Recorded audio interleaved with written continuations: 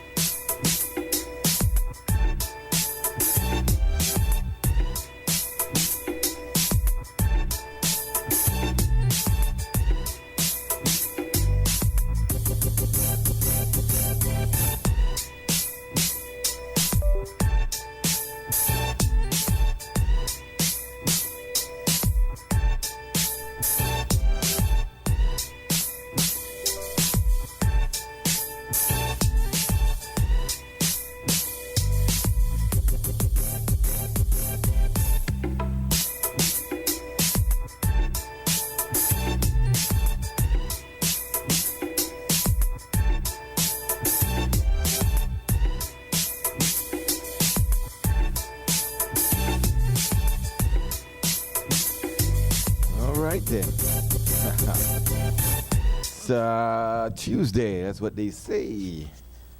Tuesday. It's the 15th, man. All aboard. You better turn it. No, that's what. What's that? How long is it up there? You need to be higher. We're going at Harlan, aka The Tick. All right. Is your audio up all the way, Mr. Frisco? Why, you're not hearing me? I hear you not. I hear you not. Can't hear nothing you're saying. Tony G, the sabotage, I tell you. You that Tony here, Larry. Somebody is sabotaging you. All right. Good note? All right. There you go. Yes, there you go. I can hear you. Start over again. Start over again. Take two. No, I say, well, it's Tuesday. Old School Tuesday. Yes, it is. Very good, very good. You get one right so far. And I'm with the family, Morning Stew crew, Steve the Groove, Lisa Love. Good and morning. Mr. Frisco the bar. Yes, we're over there with you. Yeah, yeah. Mm-hmm. How y'all doing? We're doing all right. Yeah. I want to say good morning going out to the lovely and talented Samantha Herrera, a.k.a. Crossbone Queen, I believe, for 2025. Mm-hmm. Who's that? Samantha Herrera. Remember the Week of the Council had a crossbone competition at the Memorial Park on Sunday? Yes. That's a great thing. What? You can't say never even plan for enter. Like friend telling girl you're good. Girl you're good. Girl you're good. Girl you're good. Girl you're good. Oh, yes. Yes. So the girl got in and he win. Mm-hmm. That's something. You say, congrats, Samantha. Yeah. They say it was judged on color, consistency, texture, size, taste, appearance. How firm your buns. How firm your buns and how you eat with your eyes, don't you? And how the cut look the way I put across it. They said that she said her secret was cinnamon and nutmeg. you have to have a right balance, and she also included honey in her bun. So very, very good. Yeah. So she made honey bun. Well, honey cross bun. A honey cross bun. Yes. Yes, it's a cross bun. And that's a true. That's true. Yo, I don't want any people where I can. When I find out something, I just want to tell everybody. If I know Lisa to get Frisco for your birthday, I can call Frisco and say, boy, I guess Lisa to get you for your birthday. You know, tell That's her. I can't tell you nothing. Yes. Anybody ever watch The Rock? That movie from in the 90s with Sean Connery, The Rock. Call out a name. The Rock. That was the name of the movie. No, the other names that are in the movie. Okay, I don't have all the other names. This guy, okay, let me tell you this. Lisa, who is in that movie? Huh? The Rock. Who is in that movie? Another guy with a grade B actor, but you know if it's The Rock cast. First they had John Cena. Yeah. John Cena and The Rock. I mean, easy. I mean, come on. Nicolas Cage, man. Nicolas Cage was in the movie. Nicolas Cage. I'm on it. All right. Never miss one. Yeah. All right. Nicolas Who's the Cage. other grade B? Frisco or Steve? No. Yes, you're right. Who is the other grade B superstar? Nicolas Cage. I don't know grade B, no actor, yeah. Oh, yeah? All right. Best movie Nicolas Cage did was Ghost Rider. Ed Harris was in that also. Yeah, Ed was also in that. Yeah, a guy named Michael Bain was in that. Colin Forsyth. Remember Colin Forsyth? Yeah, I remember Colin. Yes, he was related to Colin Forsex. Remember him? Yes, 911 222. Yes. All right. No, but you know what? The thing about The Rock is that just blew my mind when I saw it, and I nearly called him for telling her, but I said, no, make me do it, a segment, what the fact? But then I said, no, this is too big for that. Then I said, we'll do it, a segment when I bet you never know. But it's just too big for that. Do you know that The Rock, the movie, is the final James Bond entry from Sean Connery? Oh, for real? You mean the final James Bond entry? The Rock is the final James Bond entry in the James Bond Sean Connery thing. And here is why.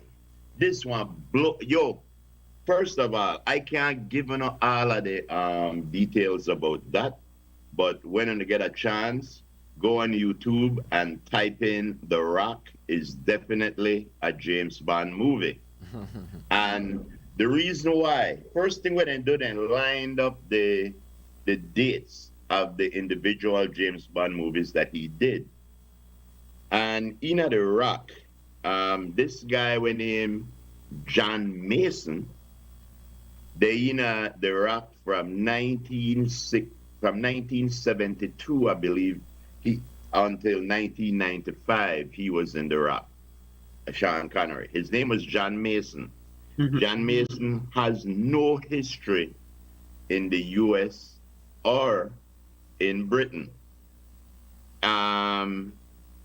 You would say, well, why would MI6 allow James Bond to stay captive in prison?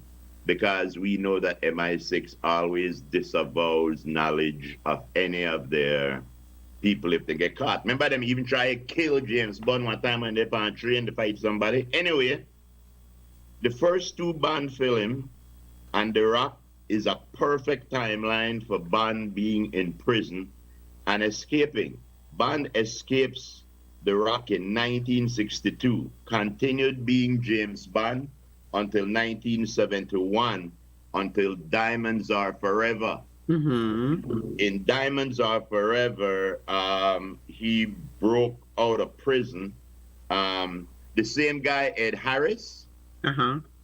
Ed Harris was Womack in a Diamonds Are Forever, and he betrayed Sean Connery. And in the movie The Rock, there's a newspaper clipping with an article that talked about James Bond's death. So again, I could only tell you where I gathered from it. But if you watch that thing, if you watch that thing, they say that. Highland hard right now. Highland. I say Highland is say, guys, like I say, man, I'm blocking out of the group right now. No, the man.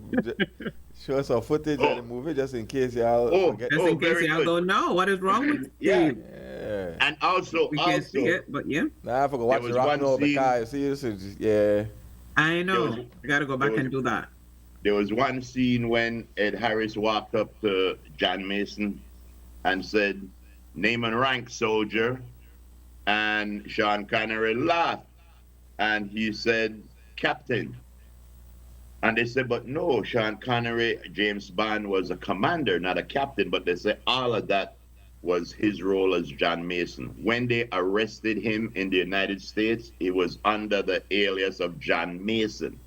So this, actually, they said, was, when you see what I watch, you want to say, oh, man, I want to go watch it again. I didn't remember watching it the first time, but I want to go watch it again. I see the movie they must be about 100 times already. I like one of my favorite. It's been a minute. Really? Yeah. Well, check out that thing I told you. The Rock is definitely a James Bond movie. That might blow your mind. I had to tell you. So they say Sean Connery that James Bond, that secretly. Yes, and secretly he's John Mason, his alias. And all through James Bond movies, he always used aliases. Then he had a daughter in The Rock, and they showed you that at the end of some other movie that he did meet this woman, did sleep with this woman, and had a baby. Wait, find out 21 years later, you know who's all the girls, right, Lisa? Exactly. Come on. That's right. But one thing we know that he was not a good soldier. You get all the girls. James Bond get all the ladies, man. Yeah. I believe it's Christy upstairs, boy. Yes. Christy? But one thing about James Bond, when he goes in, when James Bond goes into a war, he never pull out before the troops pull in. I tell you that. The man is a fighter. He's a fighter. He's a trooper. He's a real trooper. He's a trooper. How dare you? That's right. All right, people. Easter week, Holy Week. Did you all get your stuff? Are you getting them off? You have a list. Tick them off. You have fish. You have whatever it is you need. I saw one of our store friends said she's not going to be making bun. She'll be making another kind of sweet. I'm like, okay. Breaking tradition. Breaking tradition. She said the tradition is her family would go up to her house because she lives on this side of the highway and watch the race, but breakfast will be served. Oh, my. So that's the tradition. That's the tradition. Well, my tradition continues strong. We already get fish from CUI, and we wait for cross-bun from Lisa. That's my tradition, right? That's your tradition. So who's going to do the pudding? What kind of pudding? I don't have no Easter pudding. Cassava, potato or cassava, maybe both. What kind of pudding? I only know about hot cross-bun. I know about pudding.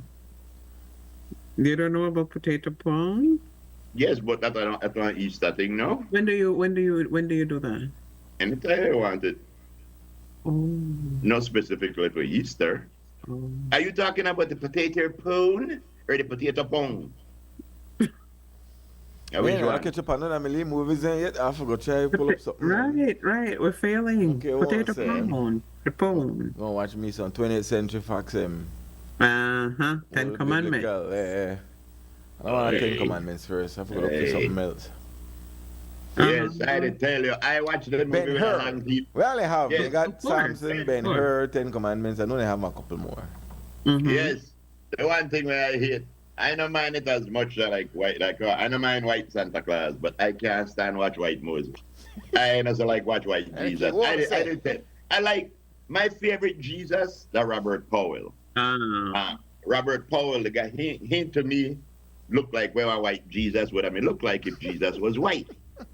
But I would have, yes, if Jesus was white to me, I look like Robert Powell. But Jesus wasn't white.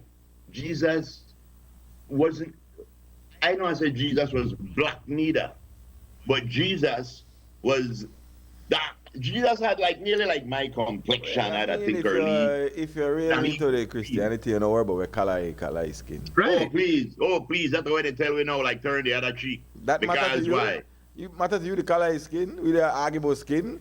That surface thing when if you're really into religion, I tell you why, skin color is on the surface. Yes, I can tell you why it matters to me. It matters to me. Skin color. No, hey, we're not getting into no debate about Hollywood and... Oh, wait, hold on. How you use a giblet?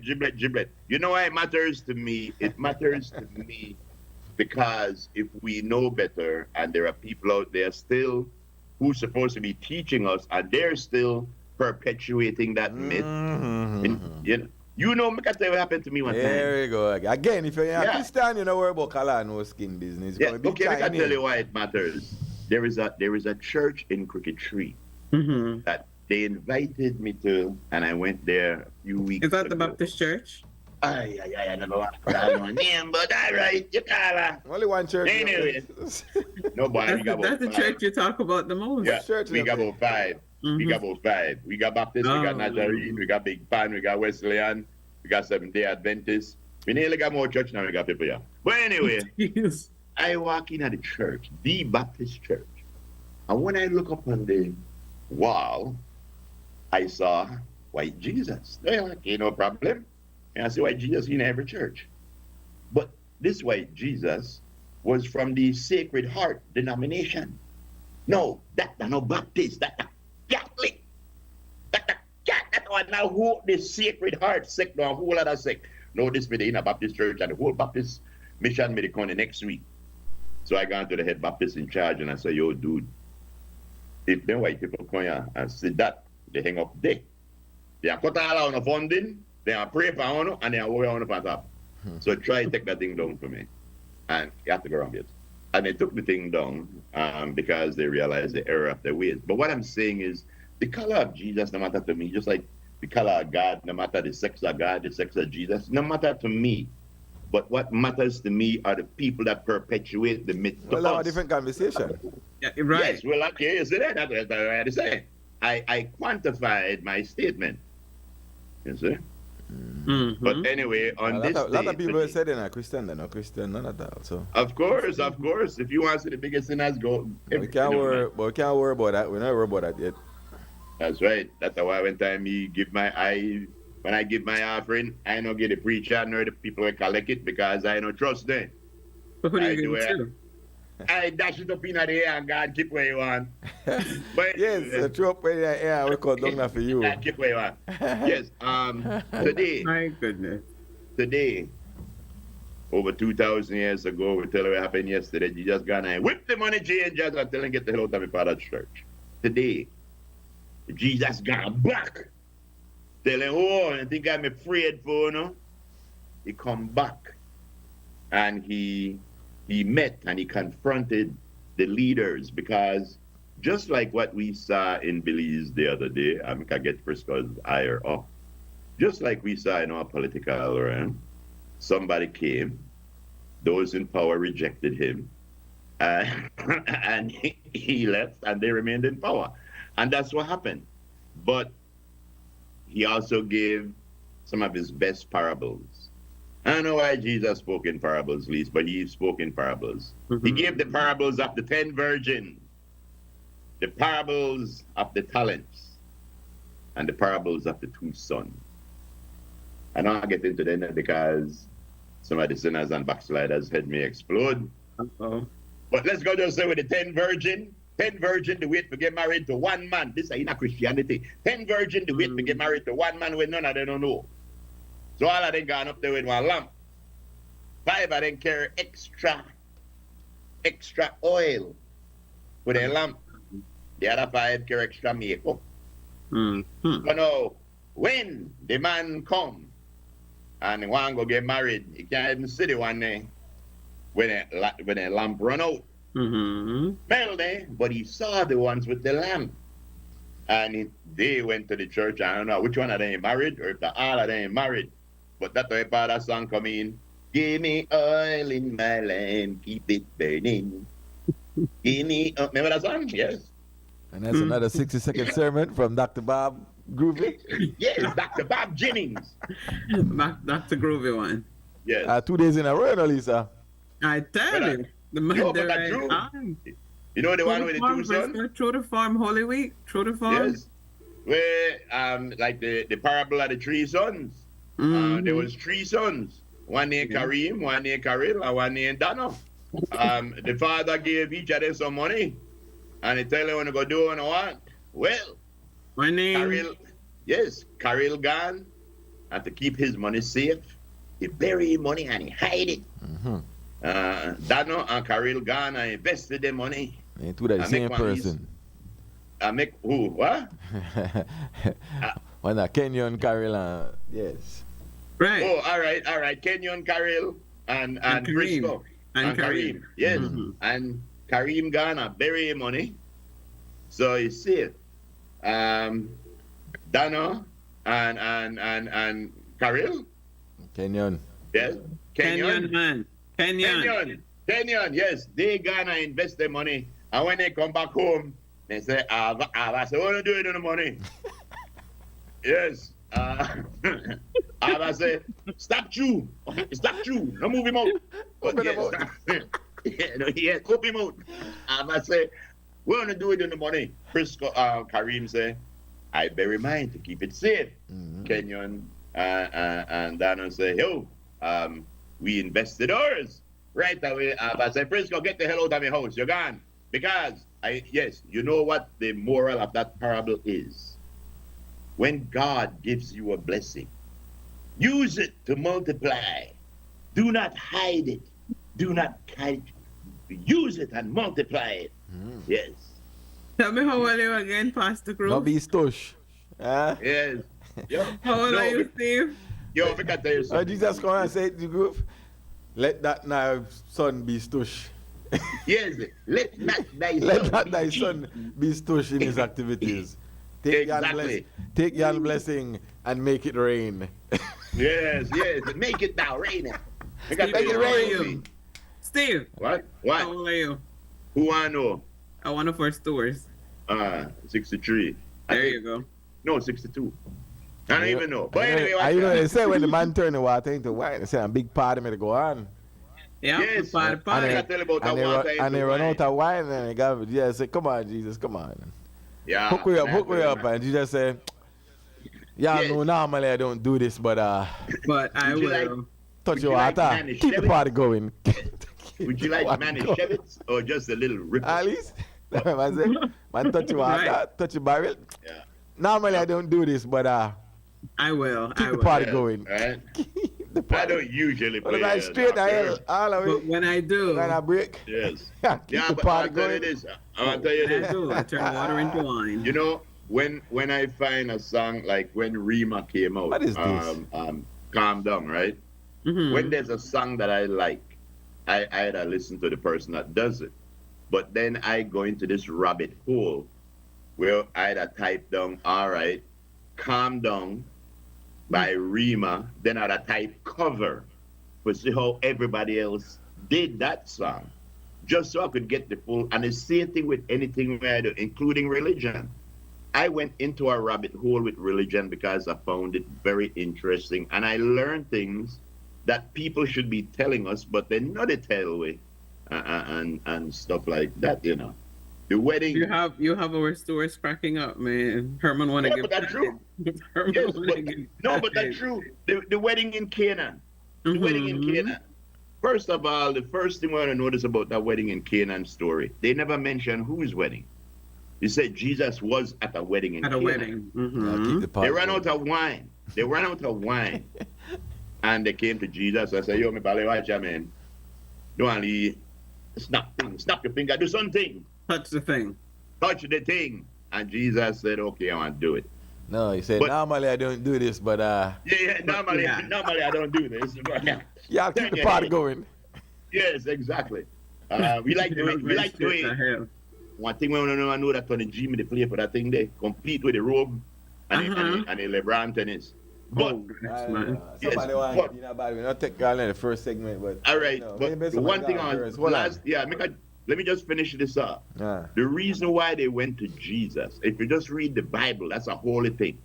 But if you read the history of the time, the traditions of the time, when people got married, the husband was the one that took care of everything. Just like how the Indians, they have the dowries where, they have the women have to give money to the man.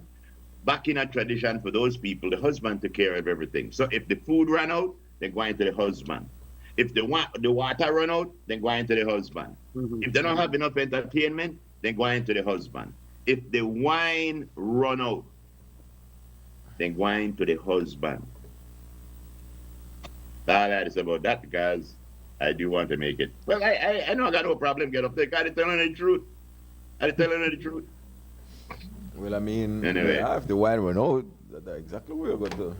Exactly. Do you know that after Jesus died, you hear nothing about Mary and them anymore?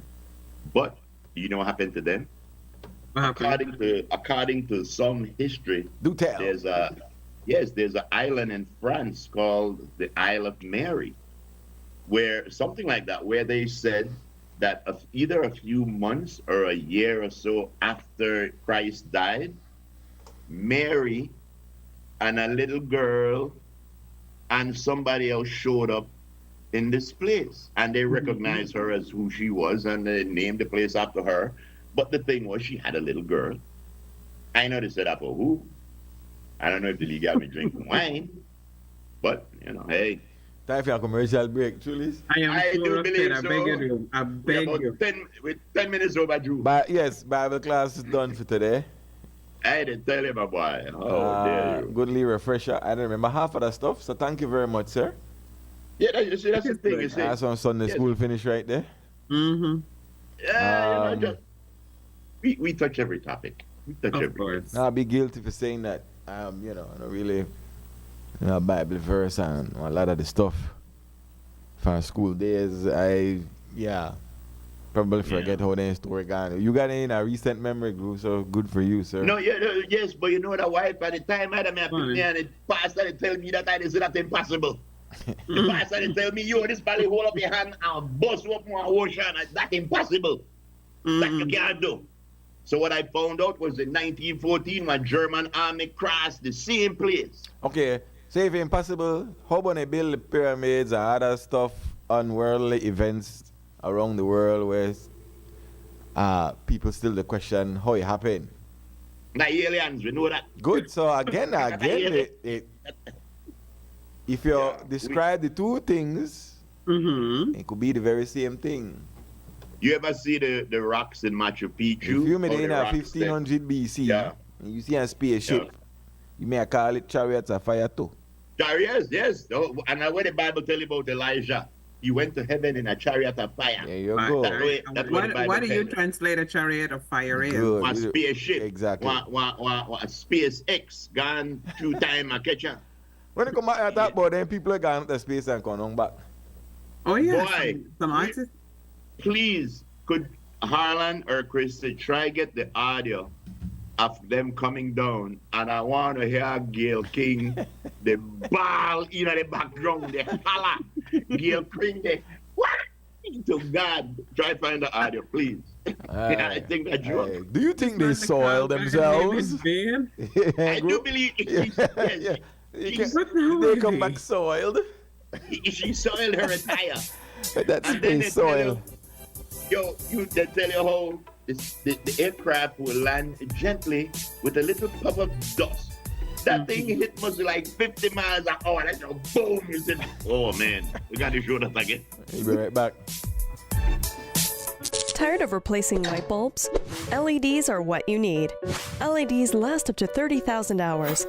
That's 30 times longer than ink.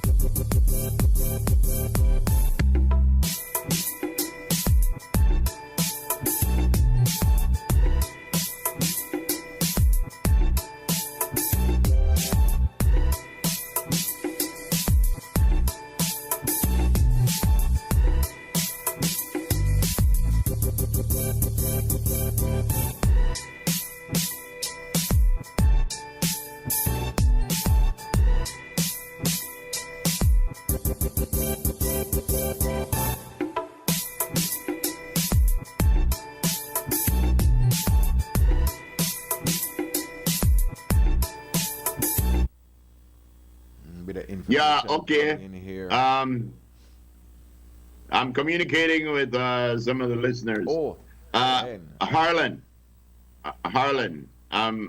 I could send up Jimmy Kimmel whole monologue from last night for you. And then what you can do, let me see. You just grab the piece Yeah, the piece would be at 2 minutes and 35 seconds. You literally hear, right after the parachute deploy, you literally hear Gail King the ball like a baby. It sound like all of them made the ball to me. Yeah. Yeah. Oh, you heard it too, right? You heard it? That sound like all them ladies me did.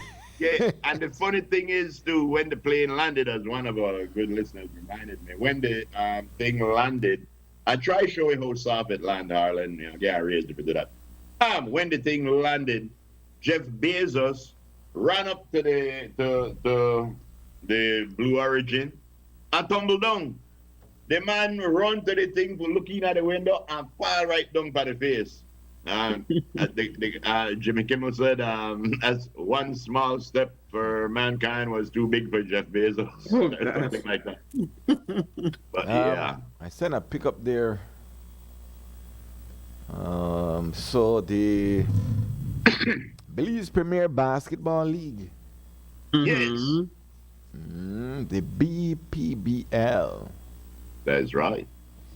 And they're announcing the official appointment of Mr. Claudio C. Leal as the first commissioner for the league. Who that dude with the stop there? Yes. So we're looking forward to the Premier League, Basketball League, to get moving. There's a whole lot. But yeah. So we'll see. You wanna? I have a query. Oh yeah, there's a picture. That's the guy. That's him right there. That is him. Mr. Claudio C. Leal. What is he saying right there, group? What is he saying right there in that jacket? Yeah. What is he saying? I hope I don't see that crossbone where I had to try to smuggle under my jacket. So yeah. All right. So we'll see how that works out. Yes, good luck to you, good sir. No basketball has started yet, just yet. But we wish you well. Hopefully get that going. Right. The who? Basketball. The who? Basketball. Oh, yes. Well, you could never have enough basketball, you know. Speaking of basketball, it seems like we got 2 more possible cases of malaria at Akayo. Malaria? Yes, like that said. Yes, malaria. Malaria. Yes.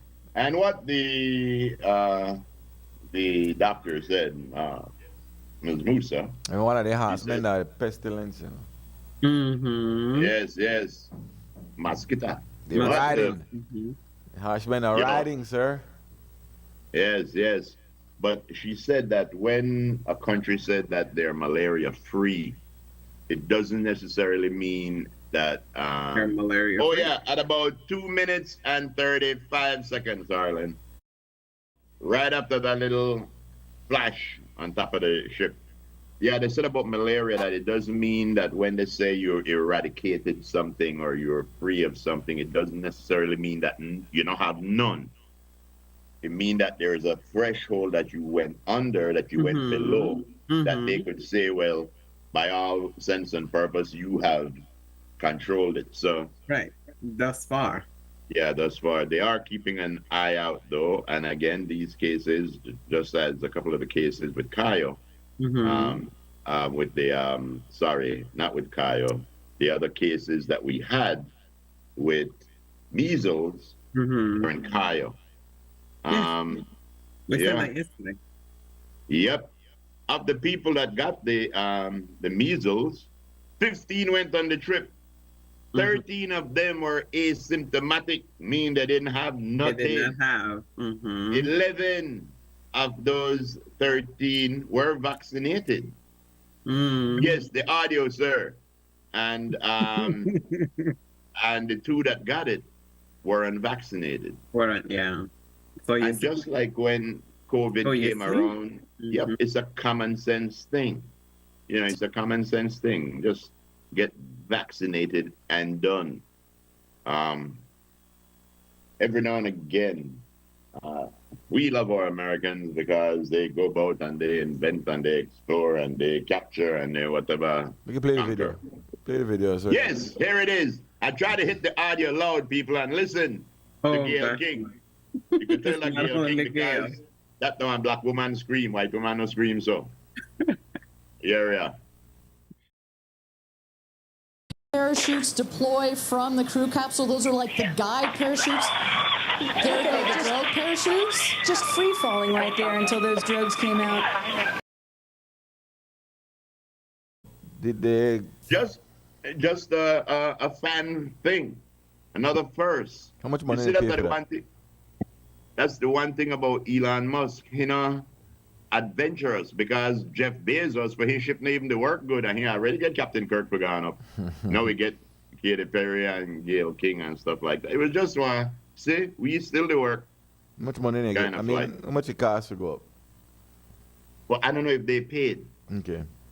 Yeah, because again, I think they say it's gonna cost like $250,000 or something like that to go up. But thank you, Ross Buck. May God bless and keep you, good sir. Hey, yes, look at that. It looks like a big. Yes, and it's ironic that they send 5 of them up on a thing. Oh boy. Well, where's the audio? Deploy from the crew capsule. Those are like the guide parachutes. You don't know? There go the drogue parachutes. Yeah, the ladies are. I mean, right hey. there until those drogues came out. And then next will be Mm-hmm. Pilot, none. Yes. I mean, when these things explode, hell, I mean, scream out to probably. I know I said nothing yet. I know I said nothing, but history and facts speak for themselves. You never hear Neil Armstrong and Buzz Aldrin, they holler like galloping at the space That's shuttle. right, First of all, you shouldn't holler up in the ship. Why? What science? Where you say, no holler in the ship. Why not? That's what they said? By Casalet and say they all over the place like stray dog. Oh, Lord. Yeah, bring it. Gana Casalet? Casalet? Where they going? They say Casalet no loyal. Joe, what? Casalet the boat? The boat, yeah, the boat.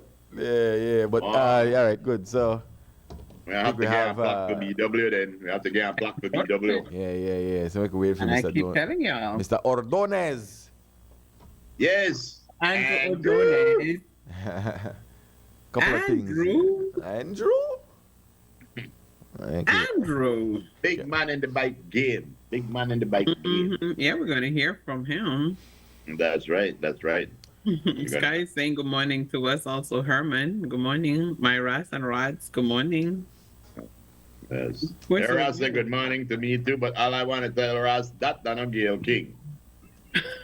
That don't look like Gayle King to me. One of the persons said, one of the people. There he is. There he is. Good morning. One second. Just let me All right. Take your time, good sir. Yeah. Yeah, all right. 1 second. There is. All right. Good morning, guys. Where to go, man? Good morning. All good. All right. All right, long time to get up on the show, man, but that's how it work. Yeah, it's been very crazy. I have a ton load of workshop.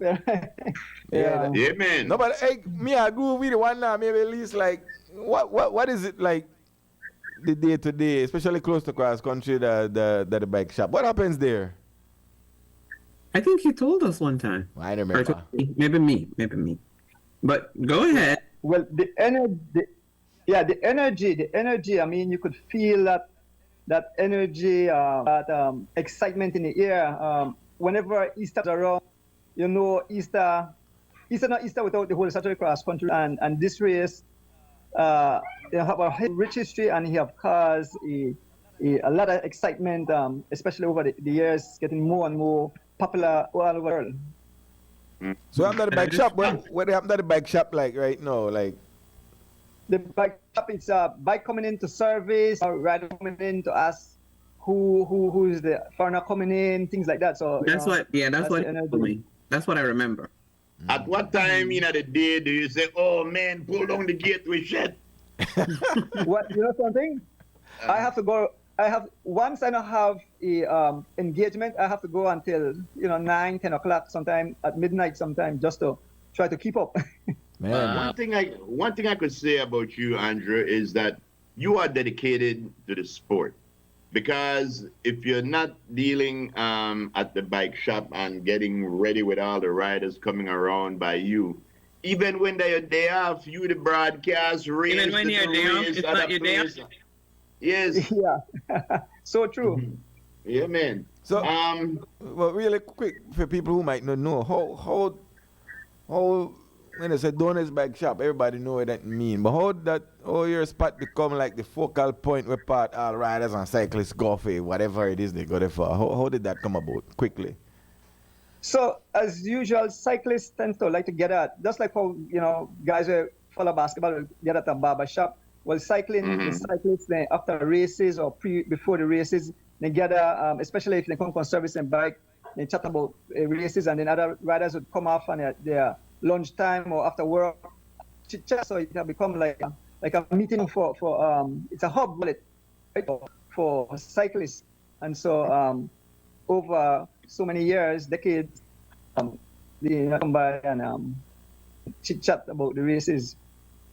Andrew, maybe you could help us, because me, Frisco, and Lisa, and a few of our fans, I believe, trying to figure out this pride and nationalism thing in a racing, right?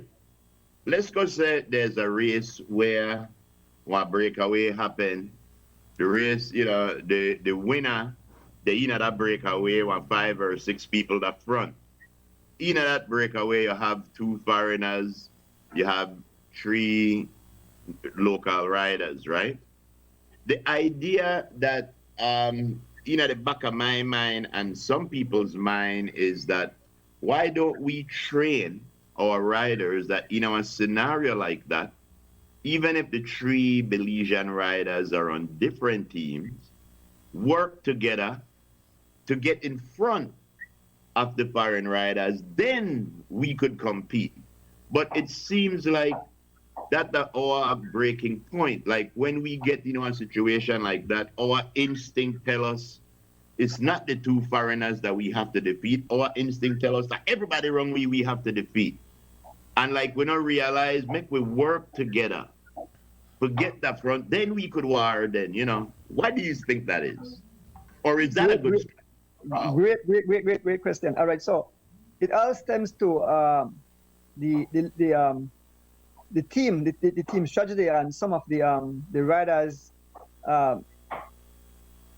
they want to let their team, their sponsors look good, so they won't come together with another team, because at the end of the day, whoever get the victory get all the big up, and so they feel like if I win and I have a certain team, and I give kudos to you who help me as a domestique, right? And I say, well, thank you, whatever. And so some of them tend to hold back, and it shows over that riders tend to be a bit selfish.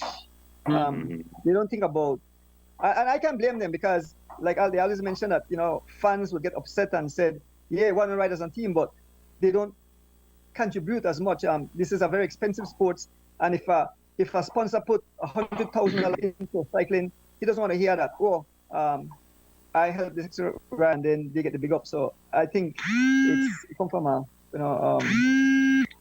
what? Now who it was on the vibrator? Are you the Andy? Yeah, but Andy, I understand what you say about the investor, but that would make the argument even stronger. Because let's go put it like this: that me, you, Frisco, and Lisa, Tony G and Rasbuck, then they ride from foreign, then they front away, right? You got your $100,000 sponsor, I got my $100,000, Lisa got $100,000. But right now, none of we want to win. None of we want to get the glory, because 2 riders at front of we. So in the back of my mind, I'd just say, well, then the 3 of we want work, get the front. So one of we $100,000 sponsor could get the credit. I wouldn't say get up there and say, well, I want to big up this one. No, you that the winner, you win, take your garland and your rose and run with that. But I think that we have too many foreigners beating our riders because of that simple strategy. Because we don't know how to close off a race, in my opinion, humbly. So now that's an expert question. What will have to happen is that the country of Belize would have to get a national team. Having a national team will solve that situation, because you have a national team, then you ride for country, you ride for flag, and it's been sent over years and years, and the riders still won't. They will ignore whatever people say. They will ride. They don't want to have a national team. They don't want to have a national team. No, sorry? That's not what they don't want to have a national team. Your voice is low. I'm not hearing you clearly. No, I'm saying they don't want to have a national team. I don't know. Normally, they don't have no national team. I believe once. They're not so the race set up. The race set up with teams. Put some riders together and pick riders from different teams and call it a national team. But we don't have a national team per se. Yeah. All right. Two of our stores. Colville is saying, "Good morning. Please say hi to Mr. Donis for me. He's doing a great job with the show as the wheel turns the live stream." And Boca is saying, "Good morning. Donis Bike Shop is like Canto's Bike Shop back in the days where cyclists gather." Yeah. Thank you. Yeah. All right. So what you say? Interesting. Finally, insight for this year, because people want to know who actually stand a chance. Somebody made a comment the other day that we have probably 5 people who could actually possibly win the race, and out of the foreigners, maybe they have 20 who could possibly win. Is that a fair statement? Yeah, I don't know why, but I'm not hearing. It's the audio is very low. Yeah, you hear me? You hear me? Are you here? You hearing me? But the voice is low. I don't really hear clearly. No, you have to turn up the volume on it. Oh no. We have Mr. Very low. I'm not sure. We have Mr. Andrew Adonis with us right now on the morning stew. Yeah. Yeah. Any better? You can hear me? You hear me? I guess a device. Something was touched over there. Just yeah, when you get a call, that what happen. When you get a call, you might have that's what they're saying, that maybe they can't show up something. Yeah, you have to log out and then log in back. Then maybe I have to try that. Ask the question. I'll put the phone to my ears and try to listen to the question and answer it. No, somebody made the comment that out of the amount of riders we have, maybe only 5 actually could qualify or have the possibility to win, while the foreigners, maybe about 20 of them have the possibility to win. Is that a fair assessment? I think you have a vetting system when you vet riders. Apparently, if you meet the requirements to come to Belize, they don't want to bring pro riders because it will be very devastating. So I think what the federation do, they have criteria, and the riders that will be taking part have to send in their names, and they go through the vetting and then clear them. So for this cross country, I think they have about 25 to 30 riders that have met that threshold, and so about half of that amount will make it. Now all of them won't make it. Right. So you think that as a man groove, if you think that about 5 we have really? Yeah, I was gonna piggyback on Frisco's question, Andrew. Out of the amount of riders that Belize have, how many, in your opinion, stand a chance of winning? And out of the riders that the foreigners have, how many, in your opinion, stand a chance of winning also? You're talking about all local riders? Yeah. All local riders, yeah. Yeah, well, to be honest, I have to be honest, we only have a small percent. I would say maybe about 6 riders max. Wow. And as far as the international riders, how are they looking? They definitely have a higher percentage. Most of the time, you would see, more foreign riders finishing the top 10 or so. So they have, because the riders that are coming are prepared. Some only a few of our riders are prepared for this event. It's a very good event, and so it's always just a handful, that we could, actually say that will be able to win this race. Knowing the terrain that you ride in is half of the battle, just knowing the terrain. And it amazes me that foreign riders could come here who don't ride the terrain, who don't feel the climate, the atmosphere, and they win. And we have riders that live here. They're all the life. And, like they don't take advantage of the training possibility. I've watched races where foreign riders, they almost seem like they work together. Like they come and say, yo, we're going to take back this to our country, and they work together to do it. And we know they work to say, we can keep this in for our country. Very, very tricky question. So maybe I could put this in these terms, right? It's like sending a local Belize team to play in an NBA. So the riders that normally are interested in these races are, either full-time, riders. Often have jobs, but a lot of our riders here in Belize has family. Some of them are going to school. So we are at an amateur level, and I don't believe that some of the riders have the time. Most of the time, they have to get up early in the morning, 4 o'clock, 5 o'clock to go train, come home, take a shower, and head off to work. They might have a tough job. So some of the guys drive truck. Have to go do some rough jobs. So it would be difficult for them. They would have to quit. They have to quit all that and be a professional rider to ride at that level. So I can go out on a limb and say, listen to me.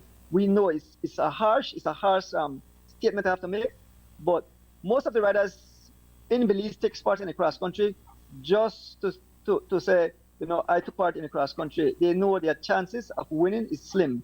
Now, like I mentioned before, we'd have to have a national team that are trained, got the proper nutrition, the masseuse. They have to have everything in place to compete at that level. And I think at least I saw about 2 of the riders that got cleared were former professionals that rode in the professional league. I mean, the European league. I think one of the guys used to ride for Israel.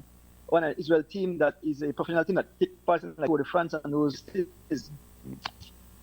No, that's a good point. You think that when I always feel like we need to have international competition. We need to bring in international riders because that's how you better yourself. You ride against other people and you better yourself that way. The riders that come in, are they equal to our riders in a ranking, or they come in with an advantage? Yeah, I don't hear clearly, but a lot of riders that comes to our shores, they pay attention to the terrain, and the only thing is a bit different is the climatic condition. But riders are warriors, and they will adapt to certain conditions. But any of the riders that come in, they are prepared for events like this. So you will find out that they are prepared and they are here to win prizes. Yeah.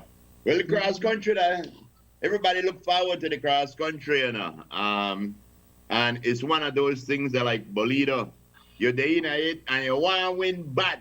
You want to win, and I hope that we do win. I hope we do win. What is your idea? Because we spoke about this a couple of times on the Morning Stew. What about a Tour de Belize, a race that lasts a few days, starting from Corozal to Toledo. But You didn't ever they have see a some- tour? Didn't they have a tour of Belize already? I don't know, but do you see that as an annual? Do you see that happening in Belize? Give me 1 second. Let me see. I find a headphone. Not possible to hear the question Just more clearly. Give me 1 second. you see, you can just hang up and then come back. Let me see if I hear you more clearly. You just hang up and then call back. It's because you got that call.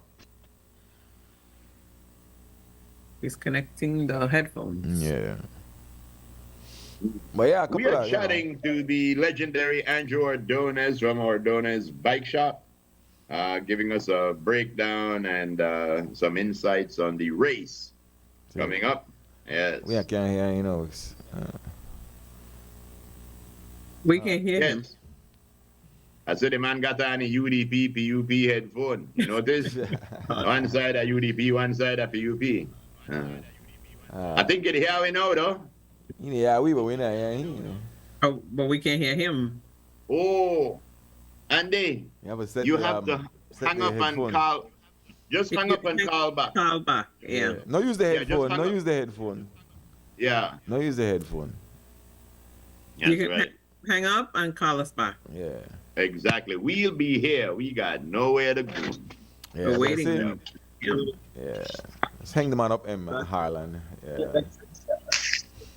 Harlan is the control. But yeah, I mean, hey, funny business that you know. Yeah. We'll get that two different things. Yeah. Carmelo. Yeah, good morning. Yeah, what's up? It's Stew. Hello. You know, at a while we win, you know. But it's very hard for we just beat them, brother. You know that why? I listen to Mr. Donis. But this is about two things. If we should have continue like how it begin, fight for yourself. Then by Easter Monday, they should have an international race. Where the top 15 at Belizean get in at the Easter Monday race. So every year, everybody was just to get 1 to 15, you know. Then we have to beat them, but I tell they go and we win in between and win with Garland. Maybe we lose on this year, but next year we touch her for 2-3 years. Then could win. Then we could go back and win her in another 2 years and bam, bam, bam. But it can't happen if they go on like what we do, like we go in there, like you know say, just like what we're doing, let's try to say, right? We got team. Cross country race are not team for when it start. So when we internationalize this thing, then brother we come and they want you know. But like what our donors say again, they're well prepared. But if we top 15 are well prepared. So I think they should have just simply like got this top 15 thing, man. Yeah. So like they never want Easter Monday race. So all the international people are more believers than will attend the cross country Holy Saturday and Easter Monday. So you'll be bigger. So you want to see right at where I ride? When they come. Morning. All right, yeah, man, thanks. Okay. I agree with the gentleman until I realize that it's seeing right away and ride Holy Saturday and ride Easter Monday. That song nice, but it boils down to sponsorship. That's what it's about. No, I gotta tell you, all of that song nice, but I think it boils down to strategy. I think it boils down to strategy because we have been trying this thing one way that every team for themselves, and we have never seen the opportunity where a couple of teams work together to eliminate a foreign threat. And that's the way we have to get to.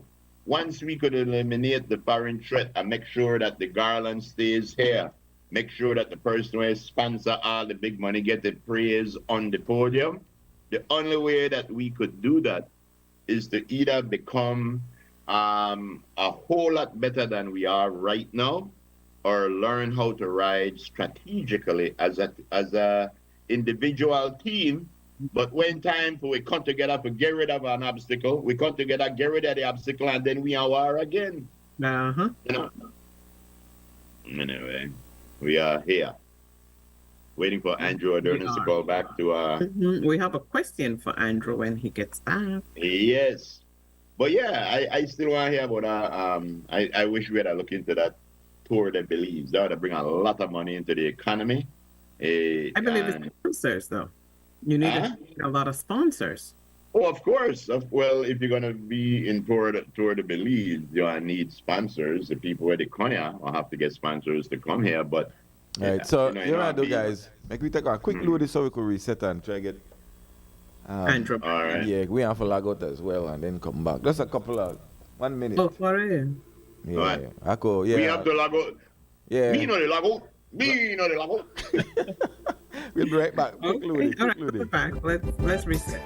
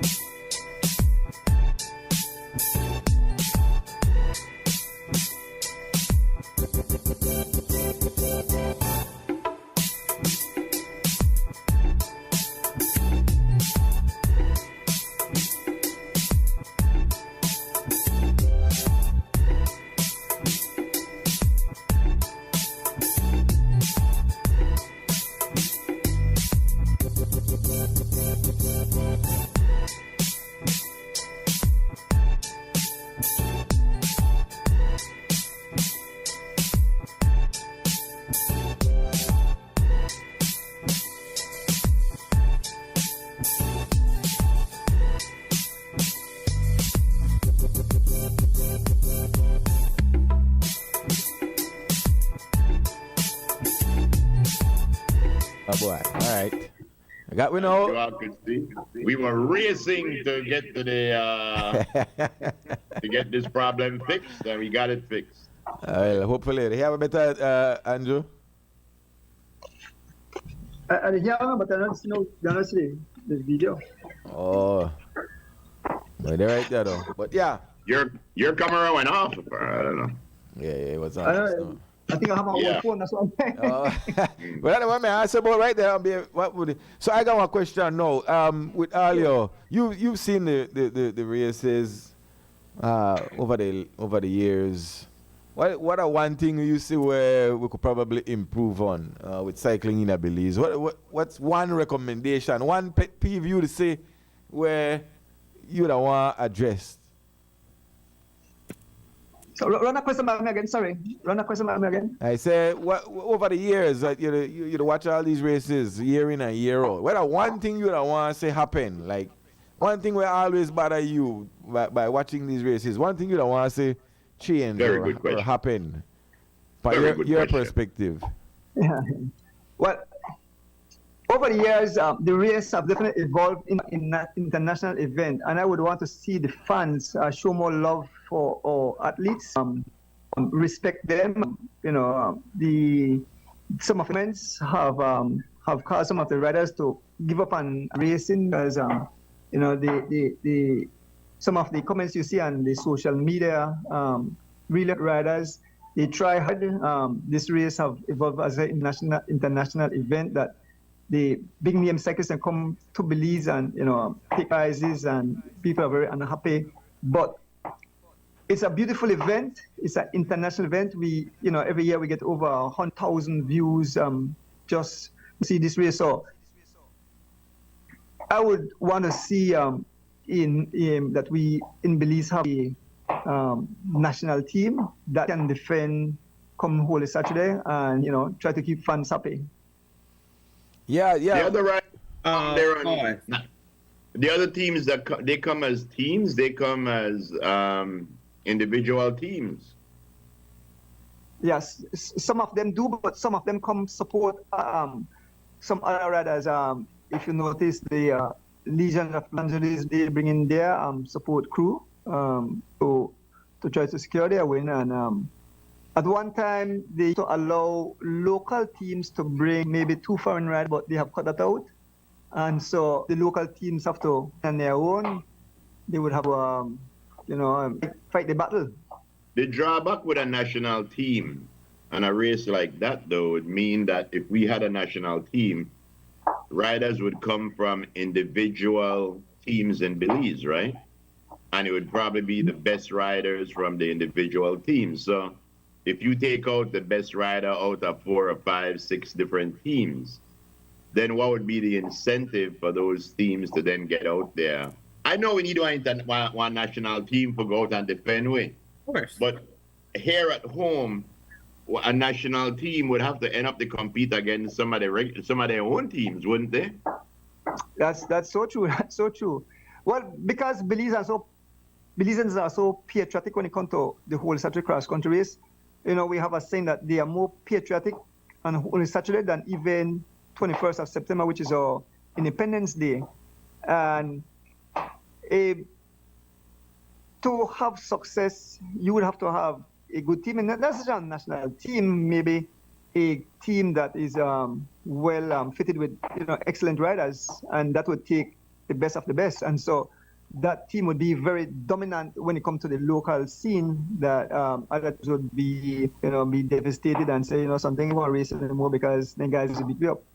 So yes, it's so tricky. Cycling is there's so many things going on in cycling. It have evolved to a sport where it's not like the old days when the Kenry Kennedy, the Jeffrey O'Brien, the Hutchison. That are a whole new ball game as well. And sometimes it's tough to fans because when they say no, but Halida's right. So no, it's a definite change into a team effort. And I explained last night. I was with the Cycling Federation and their show. I call out Carlton Robinson. He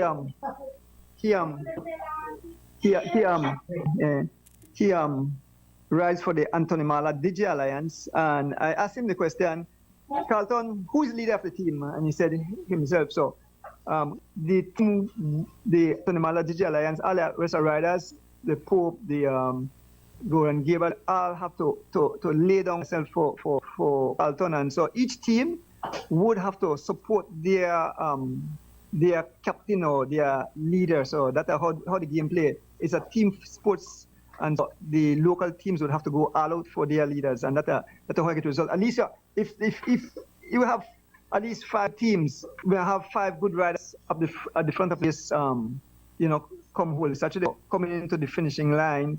We could have 4 or 5 of our best riders coming in. And we have very good sprinters here in Belize, so I think that's the way to go. They have to say, yeah, we're going all out for our team. Individuals will have to throw that to the door. They can't say, well, I'm going to win today. That's not possible. You have to give it all for your leader. So let me ask you, because man, a big controversial question right now. So, do you think that the internationalization of the sport has kind of ruined it for many Belizeans, where maybe they kind of lost interest? And you said it your thing would be for we support the sport more, but you think by having it, because how it has morphed into bringing in people from outside has that kind of put one sticking at the wheel sort of for Belizeans, and we would have probably won a race with just Belizeans ride? You think that has hurt the sport or helped it in a Belize, fans-wise? It definitely have hurt it when it comes to the fans and the sponsors. Mm-hmm. The riders like to have the international riders then step up their game, but fans and sponsors, want to see locals win, and it definitely put a hurt into the voting. Like I said, people believe that the cross country recession. And it's an event it didn't start out as a race, it started as a expedition, but males are full of testosterone, and so it have into a full-fledged race. And because of time change, like we said, the race have become a team effort. It's not individual, one man, one person anymore. And so a strategy and all these technology have come upon us, all the high-tech nutrition, making the correct decision, have changed it a bit.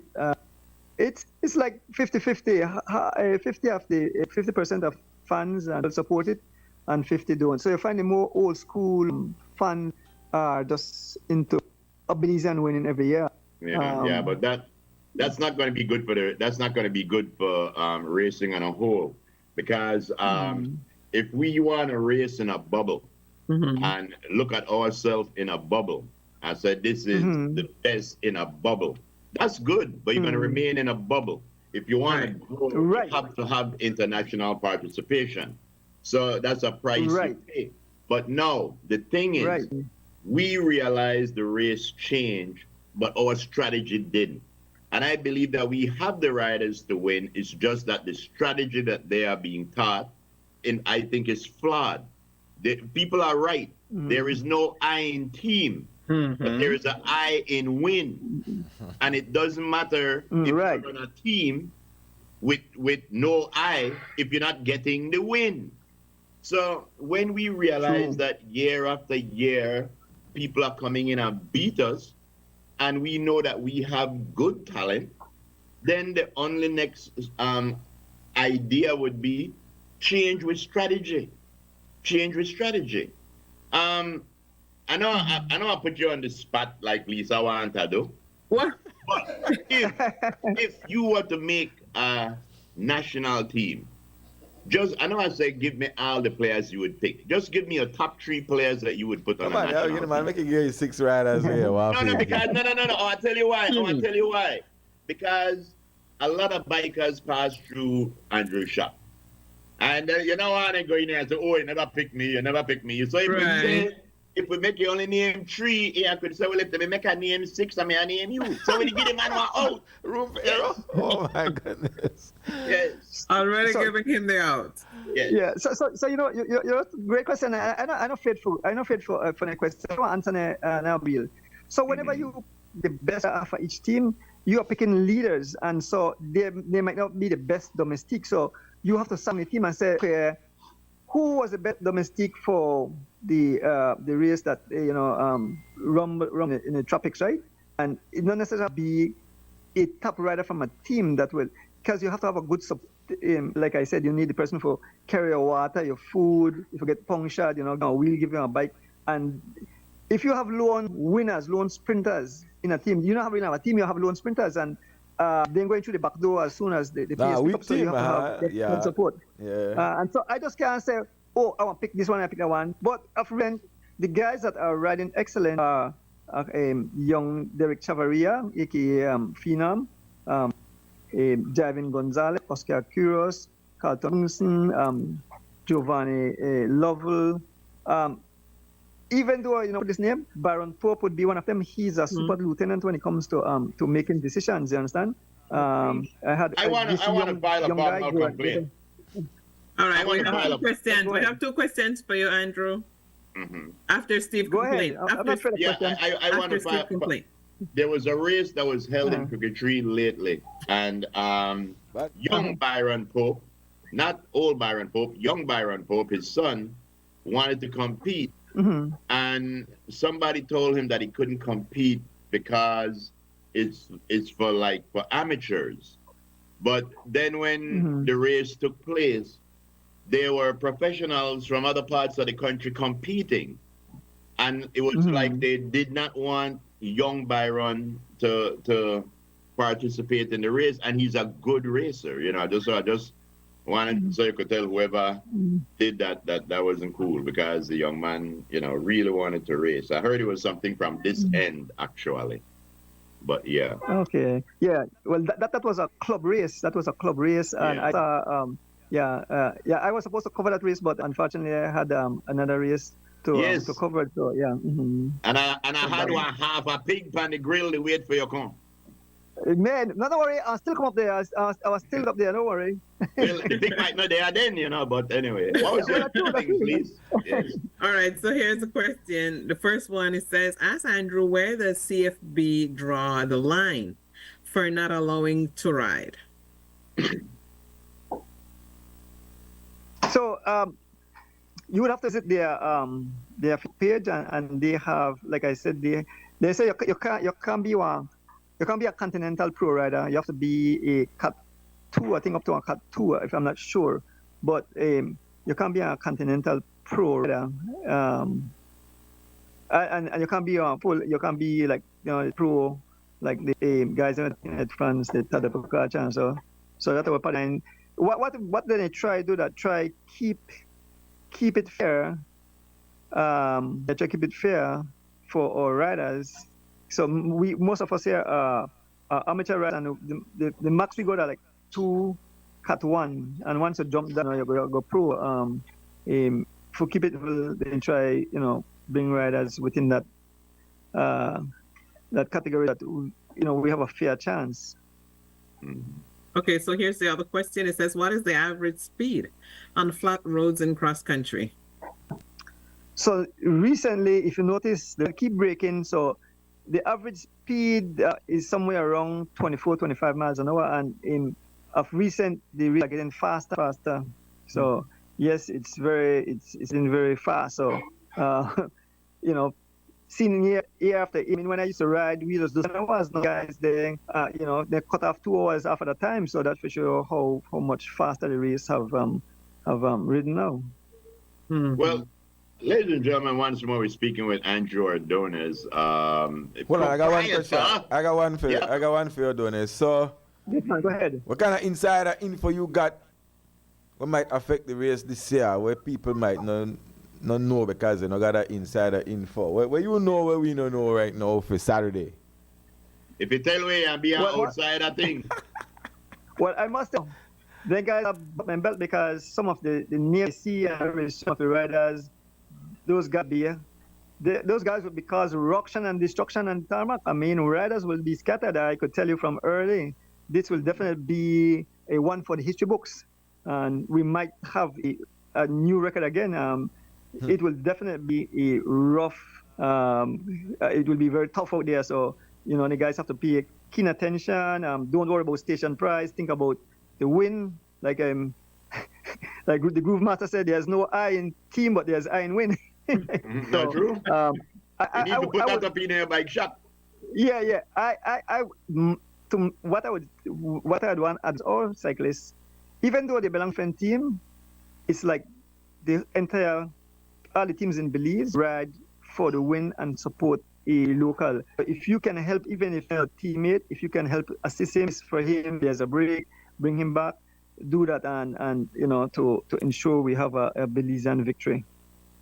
That's right. What I was saying earlier is that we are talking with Andrew Ordonez from Ordonez Bike Shop. This man been in the business before I banned.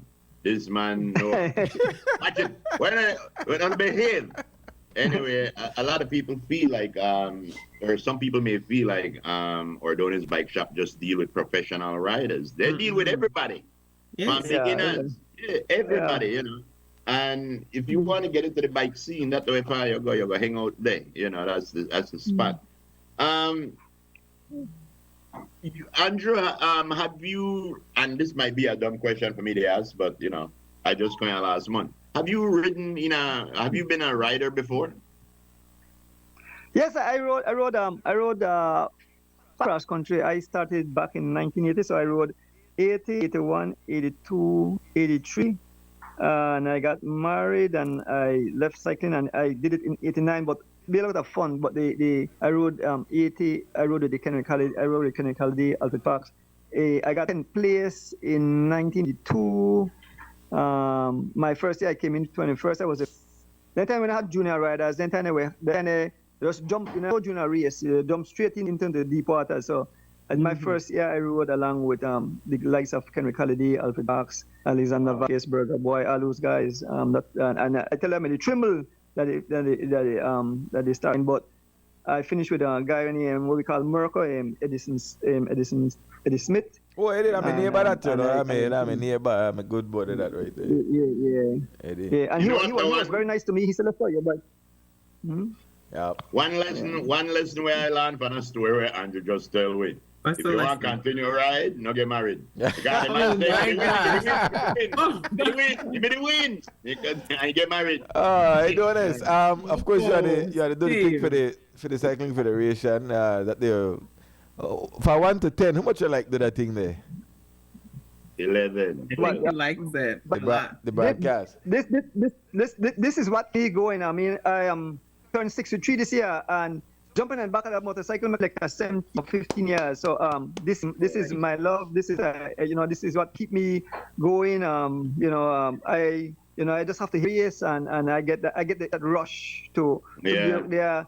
I suffer like this, but I keep on going, and the love, the amount of calls, the amount of messages from fans at home, abroad, the kind word keep you going. It's like gasoline to your engine. You want to keep going, and as long as the Lord give me the health and strength and said, Andrew, allow me to it, I will be there to bring the excitement into the room of cycling fans at home, abroad. So it's my love. We want you to continue doing what you're doing, Andrew. We also want you to keep safe out there. Yeah. And I want you to know that the Lord is paying attention and watching, because it is on Holy Saturday the race happens. So Somebody want to hear the man. Where to go out with? Hey, top of the morning. Good morning, Mr. Andrew O'Donis, a.k.a. Donis.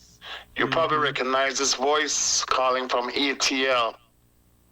I just want to share a couple things. Yes, sir.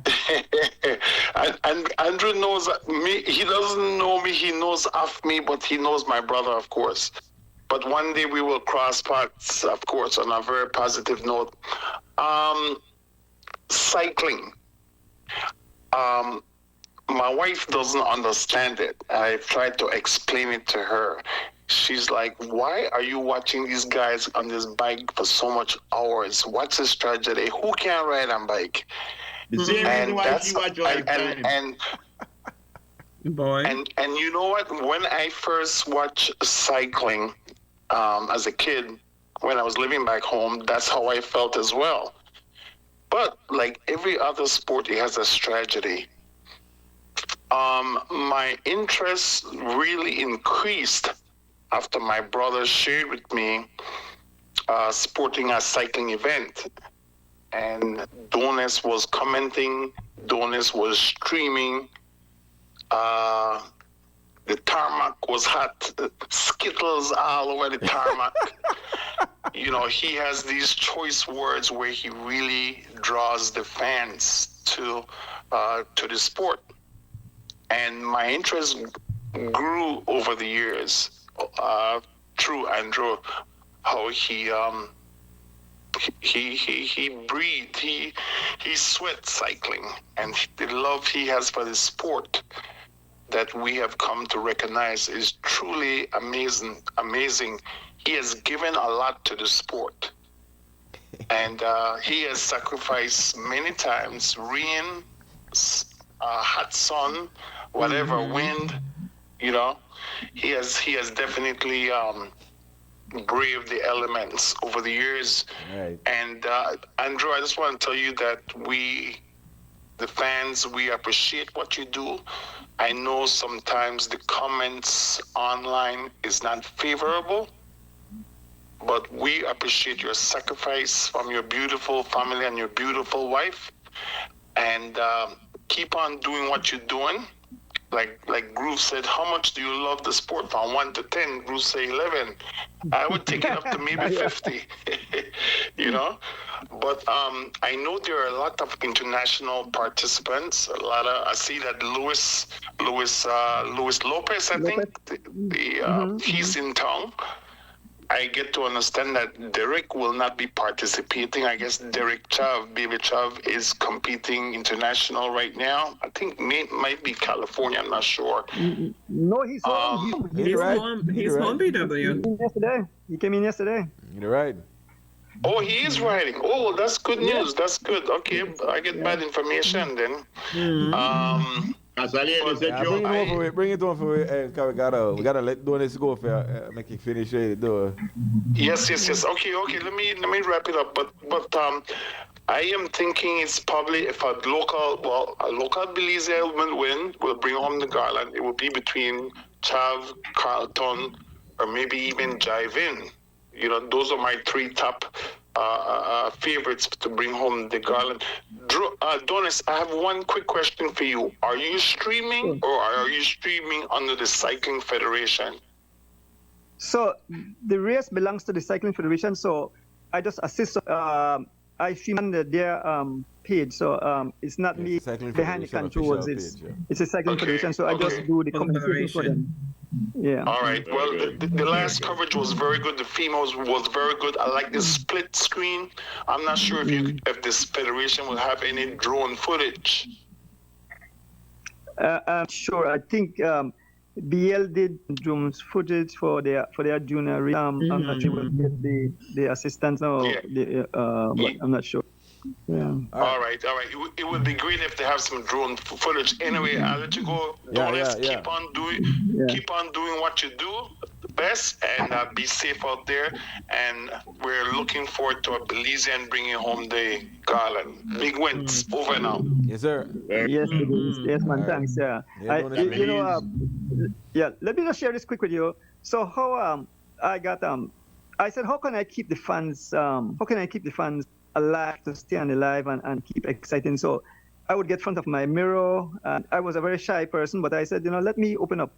And so whenever there's someone come in the shop, I would show just a little lyrics quick, and people love it. I had one of my friends came in with his wife, and as soon as he entered, I said a few words, like I would say, folks, as we enter the city, there goes Frisco from all alone, heading to the city. Look at the Zings back at the creme. They are shaking down with the excitement of the entire Belizean fans as he heads towards the finishing line. DJ Frisco, the 225 cross-country champion, folks. Oh, lad. Oh, the man heads well. The man heads well till Friday. I mean that.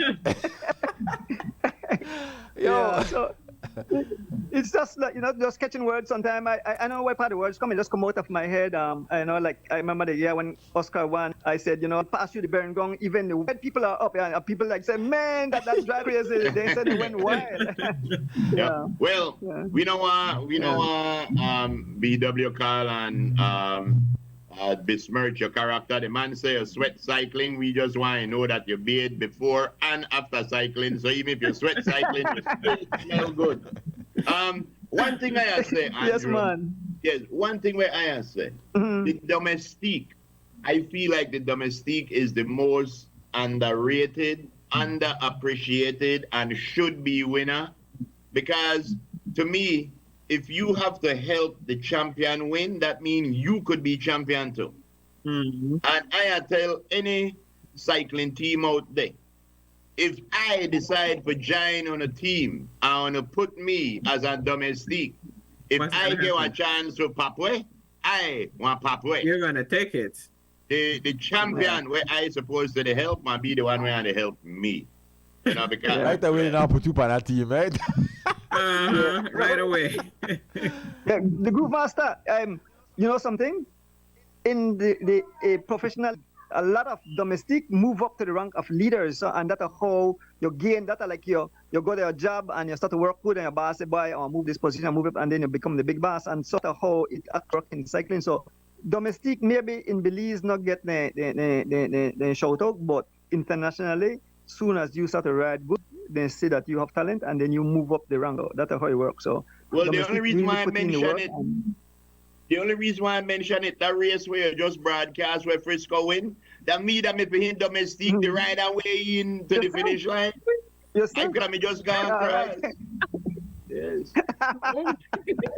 I'm just saying. But yeah, Donis, thanks, man. We know we're gonna pass the time where I tell you, but we appreciate your presence, right? Thank you so much. Yes. Anytime. And okay, Andrew, in your best broadcast voice, tell them that we will be back right after these words. In your best broadcast voice. Folks, We'll take a short break, but we'll be back. So tune in. There you go. There it is. Mr. Andrew, we're doing this. I don't feel like a winner. Thank you, Andrew. Thank you. Bless, Thank bless. All right. Okay, blessed day. All right, sir. thank you. Thank you. What he said. We Yeah. take a break. Right. We'll be right back, folks. Yes, I love it. Nando's Wholesale is your market leader in Belize.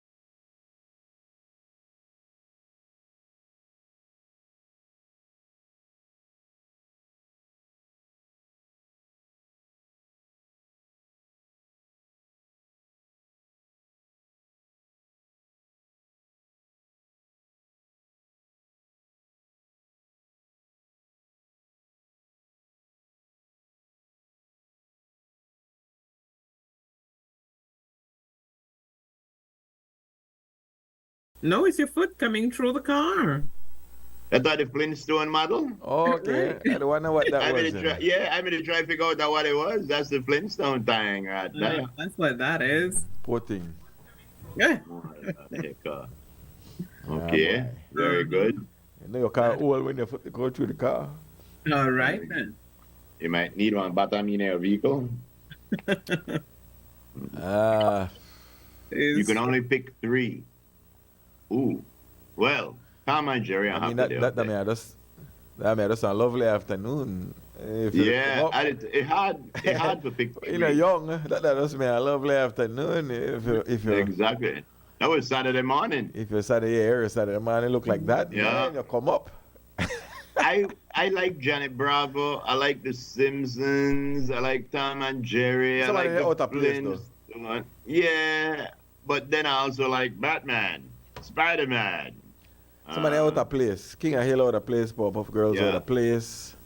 Gargoyles was a good show, you know. Tailspin was nice. Of course. Yeah. King of the Hill. Yeah. So, what are your 3? Oh, I have to pick 3? You can only pick 3. All right. Well, to ease my superhero craze, I'll pick Batman. Okay. To ease my nostalgic phase, I'll pick the Flintstones. Right. Yes. And to ease my modern phase, I shall go with Johnny Bravo. Oh.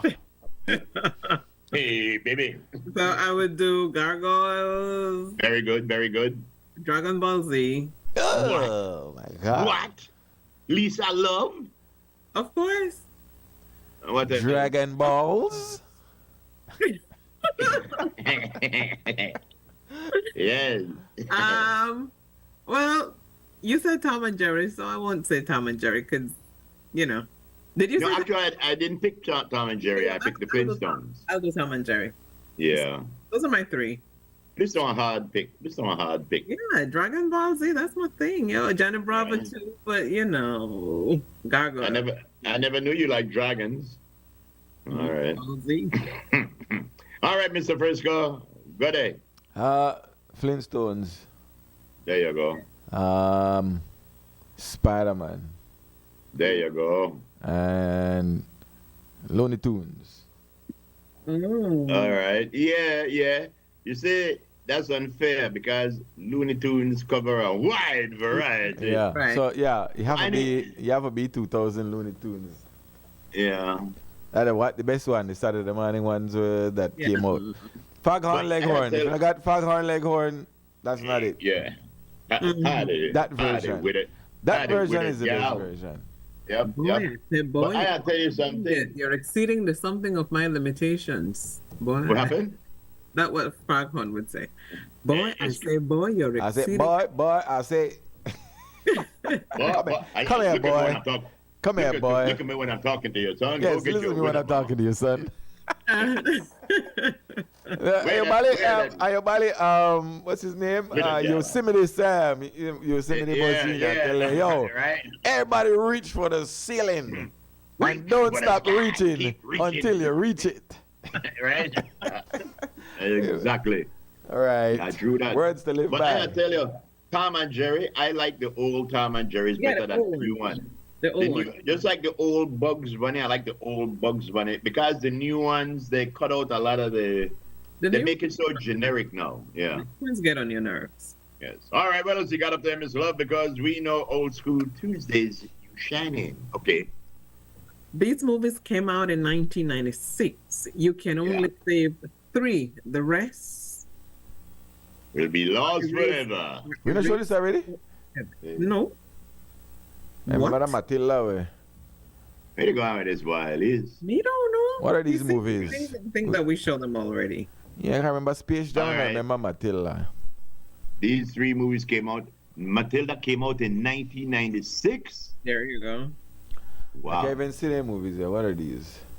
I could only save 3 of these. All right. This list sucks, first of all, right?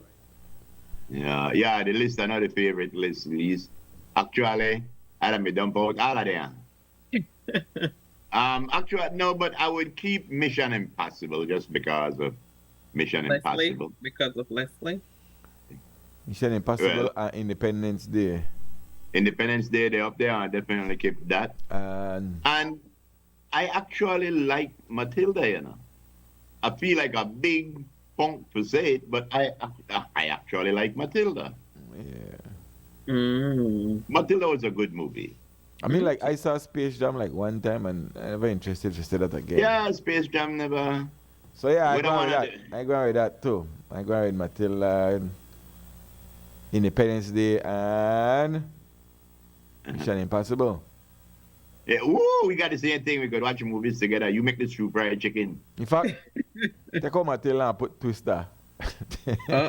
Twister. Okay, that's a Dana one. Dana, all right, Scream for me, Jingle All the Way, Oh, and Lord. the Cable Guy. I would do Cable Guy. Oh my goodness. Right, that's very girly. That sounds.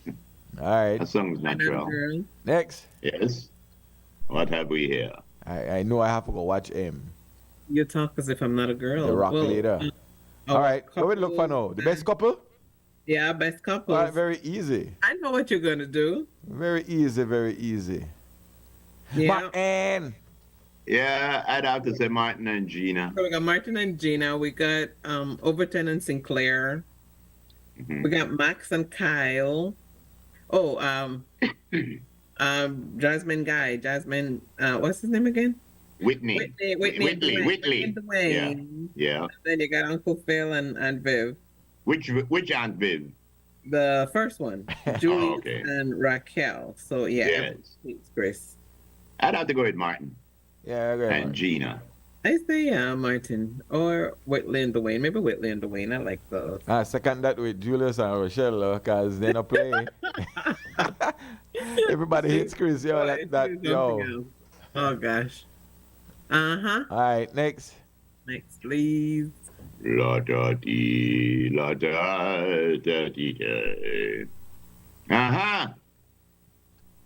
That look like the same next. I remember two.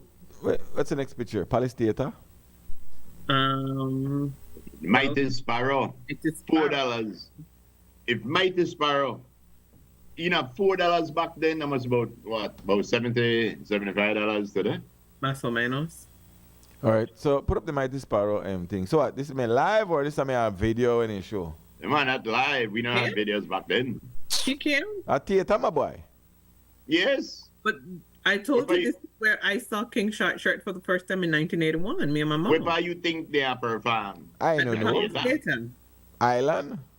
At Palace. What? We did at Palace. So okay, so you perform live at Palace Theater. Yes, Wednesday, October 15th. To the 20th of October 19, in the good year of 69. Man.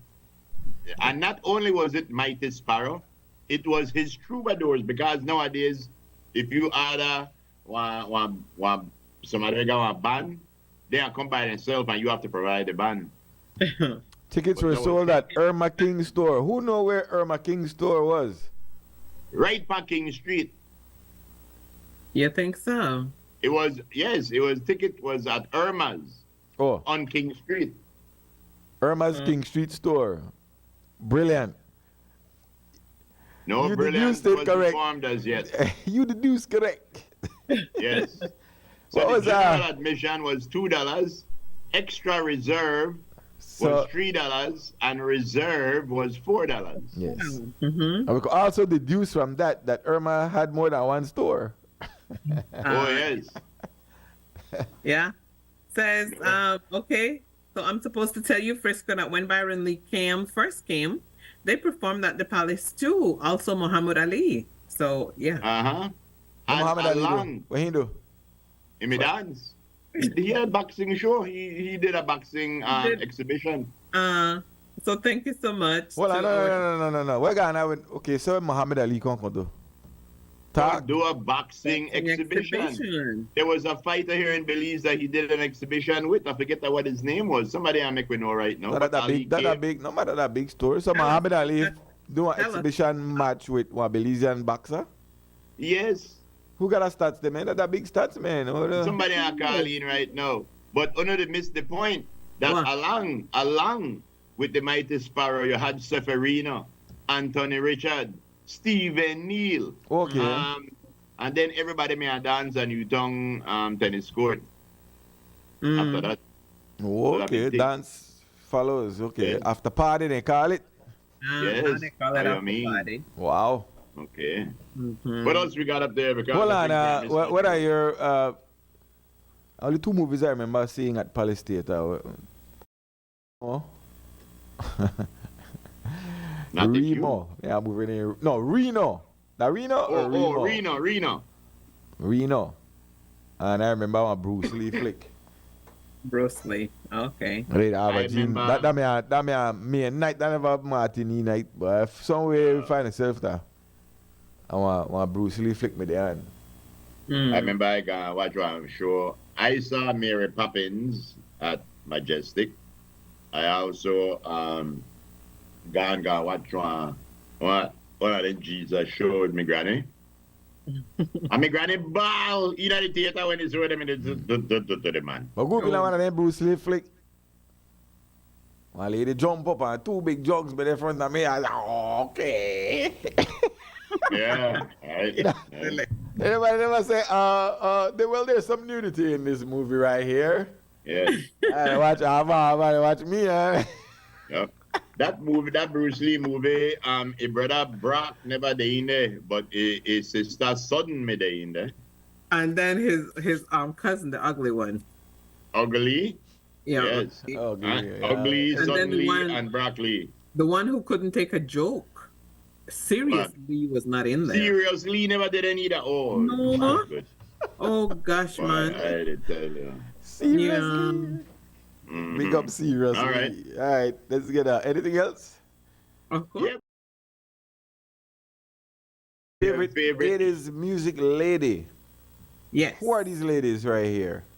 That's Joan Jett. Mm-hmm. Yeah, let me blow this up so I can see it properly. Go ahead. I need to see it properly. Proper, yeah. Properly The was one there who as can't well. see player Lee. I try scroll for say, okay, I have to go in the next direction. Oh, I know the first one is Joan Jett from Yes. Joan Jett and the Black Hawks. Cindy The other Lauper. one is Cindy Lauper. Mm-hmm. Next to Cindy Lauper is Belinda Carlisle. I like her. Yeah, but she was very androgynous from back then. I'm not sure. Is that Maya? I'm not sure who that is, but that is Lollipop in the middle. That's my girl, Janet. So look, it's in the middle. Gloria Estefan. Yeah, and Deborah Harry Mm-hmm. and Whitney Houston. Now, out of all those women out there, who would have been my favorite? It would definitely have to be between Madonna and Janet. I would say. Yeah, it would be between Madonna and Janet. For me, it's Janet. Yeah. Whitney Houston had a beautiful voice, but I'll tell you something. Whitney became a diva, you know, as was Dionne Warwick, auntie, and Cicely Houston, her mother. Cicely Houston. Yeah, and was Whitney Cicely Houston or was Cicely Houston something to her as well? Cicely Houston, that's her mother. Cicely Houston. Cicely Tyson, sorry. Oh, Cicely Tyson? I don't know. I think that's Mike Tyson's mother. I'm not sure. But I think that if you ask who had the best voice out of this crowd, I would have to say I think Whitney Houston does. But if who you was ask more me popular at that time in the 80s? Yeah, might have to go with Madonna, because Madonna miss. That's why they said Madonna me wicked. You know Madonna used to date Vanilla Ice. I know that they broke up when Madonna made that book called Sex. I had Vanilla Ice in there. I never asked Vanilla Ice, and then I get married and Ice. Then I watch Ice, bye baby. But anyway, yeah, the true story. But yeah, what happened with Whitney Houston?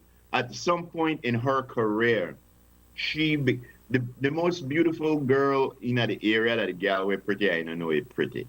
Mm-hmm. Whitney Houston knew she was the one with the best voice, and she started being diva, very, very diva. And that's for the same reason why I like LeBron, because LeBron thinking a diva now too.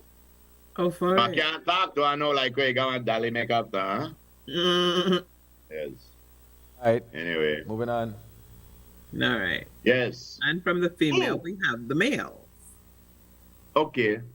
Okay. Prince. Yeah. Everybody know these. Easy one. Yeah, Prince would be the one. Which You all Prince? know these people Not over damn here. Prince. You know, say Michael Jackson. There, my boy. Michael. Yes. You got Michael. You got Prince. You got Michael Jackson. That's Rick Springfield. He wanted to be Jesse's girl. Yeah. The guy on the right. That's the one named Bally sing ballads. Every time you want in kind of ballad, I forget the way he named. That's the way I don't know him. That's Billy Idol. He had the white wedding. And that's the boss next to him, Bruce Springsteen. Below. Are you sure that's Bruce? That's Bruce Springsteen right there, Miss Love. That's the boss. Bottom left, that would be, is it Huey Lewis? That's And Huey Lewis from Huey Lewis and the News. In the middle, that's old Horseface himself. And on the right over there is Wham. He was the first letter in the alphabet set right now. Why on earth are you going to call Lionel Richie Horseface? Karen. What? Look by Lionel Richie good. Karen Vernon, get this boy. Get this boy. Anyway. Oh, Lord. Don't do Lionel like that, man. That is, My favorite guy, I think, out of this set, yeah, definitely have to be between Prince and Michael Jackson. And Michael. And I'll tell you something. It would be with a deep, sad, broken heart that I would have to pick Michael Jackson over Prince. Prince bad, but Michael just got him out. He had more music maybe than Prince? Yeah, he had more music. And the thing with Prince had the moves though. Yeah, wherever Michael Jackson was on the ladder, Prince was right on the next step. Right under. And everybody else was about 15, 20 steps below. But Prince and Michael Jackson was up there. Michael Jackson said Prince Minelli knock on down, I run over. Yep. You know who Prince had an affair with? That girl from the Bangles. Walk like an Egypt. Actually, Prince gave them Manic Monday, you know? Manic Monday. That was going to be on his Raspberry Beret thing. And he just said, yo, babes, hold ya. And then he started to stalk the gal that pull up in a purple limousine and just park outside a concert. He couldn't help himself. Couldn't help himself. Yo, the gal me pretty. But, you know, I'm sure that Prince was nuts. All right. Now, Mexican food from California, Mexican food from Texas. Terrible. Terrible. There is a picture. Yes. Casale. Good morning, guys. Yeah, what up? Hey, Groove Master. What's going on, Groove Master? How you doing today? I'm chilling, chilling. You chilling or you chilling? I'm chilling. Chilling like a villain. Yeah, you guys early in the show was talking about the mystery of building a pyramid. What's so mysterious about building a pyramid, Groove Master? It was designed by black men. You know talk about that, though. That's not what we were talking about. Though. I didn't know. When you say the pyramid, no, we're saying build back. No, we're saying that some of these structures, there's still a mystery as to how they were built, based on technology at the time. That's what we were saying. We and weren't the saying person anything else. architect, you know, those are staggered blocks on top of each other, and they just put concrete mud. Yes, but you know the story, and everybody knows the story. We already know as to how they get them blocks there with the technology at the time. And you know that they don't have an answer for that mystery. Yes. Okay, They were built by black aliens. type of natural resource of drawing up with the sun. Yeah, but you want to assume just like everybody else how they do it, because nobody really know how they do it. Right. Well, I sent a little picture of Groove Master, a little way of how they structured those pyramids. Because everything that's built in America was built in Africa. Same type of structure. The columns, the headers, everything. Yes, but the technology was not there, sir. That's what I try to tell you. Okay. I hear you. Yeah. Another thing. You never got bulldozer, crane, all these things, move them, size boulders. Yeah. True. Those things were very heavy back in those days. Right. You know what I'm saying? Yeah, exactly. Exactamento. It was the shark whale. It was the black. What's up, Groove? It was the black alien from South Mars. What's the black aliens from South Mars, man? That terrible. Yes, I know. You know, it's funny, Wait a minute, you go back to Lisa Love, Mr. Frisco, right?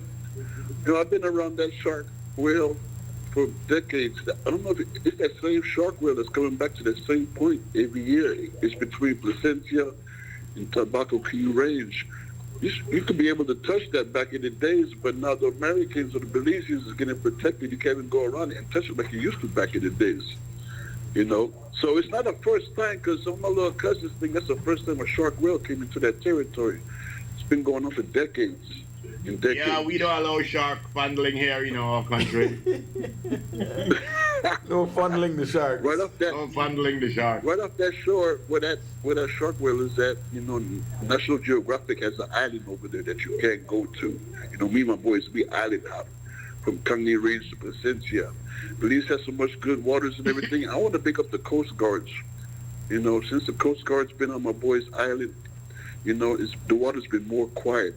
There used to be a lot of resistance going from Riverside, Dengriga to Tobacco Key Range or even further. Okay. There's been a lot of resistance, but since the Coast Guards move in that area, it's been very calm. So I want to bring up the Coast Guards over there by Williams Island next door to Tobacco Key Range. But that shark whale, it's been there for years, guys. Okay. AKA Castellet, I'm out. Yes, sir. No one and only. I just sent up I just sent up a picture of some stones in Machu Picchu. I'll tell you, like we mentioned already, the Indians, I don't even want to call it Indians, but the American Indians believe that that is seventh creation we are in. 10,000 years, you could erase a whole civilization. Look at those rocks. Yes. Look at those rocks. You can't even fit a paper in between those rocks. Mm-hmm. And those rocks, some scientists say that they believe that they were melted. Some believe that there were some cuts that were done that can't even be replicated. It'll be rough today. Some of these cuts you see at the pyramid, you actually see bore marks. You see like drill holes. Mm-hmm. So I know they said that people never built it, but the people that built those things had technology where we are probably just developing. You got technology we're not supposed to have. Where something like that. Something definitely like that. Doing with that illegal technology right there. Anyway, where to go, Ram? Ram.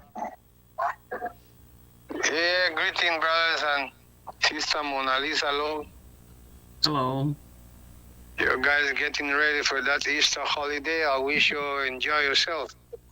Thank you. Well, I want to say in regards to the magnificent, wonderful, universal build of the pyramids of Giza, Saqqara, Cheops, and Mycerinus, that whoever did, but in the history I read, it was a brother by the name of Imhotep. He was supposed to be the architect of those pyramids. The main builder. What I admire about it is that they were precisely connected with the pyramids in the Mayan world. Because I was listening to a documentary and it said that the pyramid in Egypt, especially Giza, the one that the knucklehead Napoleon Bonaparte shoot in the nose. I think Napoleon and what that guy name again, the orange head man in the US, I think they are relatives. The two are knuckle-headed. So the measurement, the geographical measurement from Egypt to Machu Picchu, Tikal, and all many other Mayan temples they have, the same level. So it's so magnificent, God creation. This guy really had it together. And when it comes to the movies, you're talking about movies, old movies, and so. I am a man, they never used to watch too much movie and cartoon, but I remember I used to like something called The Three Stooges. Moe, Larry, and Curly. Larry, Curly, and Moe. He died broke. Mm-hmm. And my cartoon used to be what do you call it, coyote with the roadrunner, beep beep. Yeah, Looney Tunes, yeah. That used to be my one. Boy, I love to see that coyote can't catch a bird with nothing. Wily coyote. Anyway, have one love, respect. Yes, sir. Okay. Respect. Yeah. I had an uncle when I like Pink Panther. He used to like still love Pink Panther. Pink Panther. Pink Panther, I never understood Pink Panther. But again, you see those old Bugs Bunny, Tom and Jerry, Pink Panther? That's what taught us classical music. Mm-hmm. That's how we know classical music, because all the background for those were classical music, you know. Mm-hmm. The Pink Panther was written by Henry Mancini. But because of our human pride, you know, we want to take credit for everything. There's some people who believe that the pyramids are over 12,000 years old. So I know they say that humans didn't build those things. All I am saying is the knowledge that they got came from somewhere. If you look at the overall evidence around the globe, the Nazca lines could not have been drawn if somebody wasn't 2 miles up in the air looking down, telling where Papa go. That's common sense. The pyramids, back in the days, with the technology that we believe those people had, there is no way they could have built those pyramids moving those blocks. Those things are aligned. Another rabbit hole. When you go down with facts about the Great Pyramid of Giza, the circumference of that pyramid, I think they say, matches the circumference of the Earth. Right. You know, when it was built, it was directly pointed to Orion's belt. All the pyramids across the globe were built within like 1,000-year span. All of them. You know, so it just make you wonder, man. Somebody's here. Cremelo. Quick call. Yes, hello. Yeah, what up? It's true. Yeah, man. Hi. You see, that like I look on it like so. You see the gravel where we got the aggregate. We got some big aggregate shaped like how the stone in the pyramid, in the area they got bigger stone. So they just put it up like so that kings take that for be their grave, no? Yes, well, how they get it there? Just like how we have a field. When we blow up, when they put some dynamite in there, they the dig from, and some big rock come out of that, boom. You know the Indian people used to pile the rock when they move on that area, and the earth come up and cover it with sand. You see, because the earth grow, so it grow over the stone. Okay. You see it, and then it become bush on top and so on. So when they realize, then me tap. I think that hill name Molly Mall or something like that. Where some construction man they gonna blow up, and one of the stone they gonna block off a man's head or a foot or something like that. You know? Yeah, I remember. That the Indian they put that there. They pile stone up like so, no? But I believe like in the days there they show you the stone is so big in that area. But like I match it with like we aggregate or we call pebble. Okay. You know, some of them big. We don't go up stand quick we up find some more than 12 inches long, you know. Got all kind of shit on it, right? Morning. Alright. Take care. Yeah, man. You see, the only question we need for us was those pyramids built by black aliens or white aliens. Let's get a girly word, guys. We're running out of time. Of course. Of course. This is Old School Tuesday.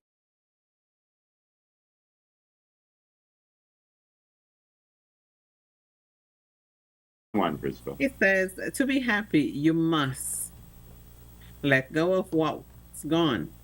Be grateful for what remains and look forward to what is coming. Good morning. Happiness. Come in.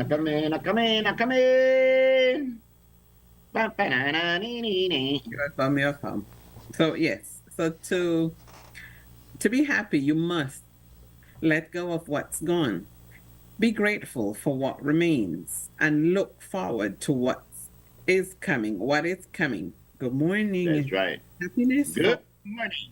That's right. Very good, Miss Love. That is the girly word. Now we have the first part of the man's perspective, and it goes thusly. So make it.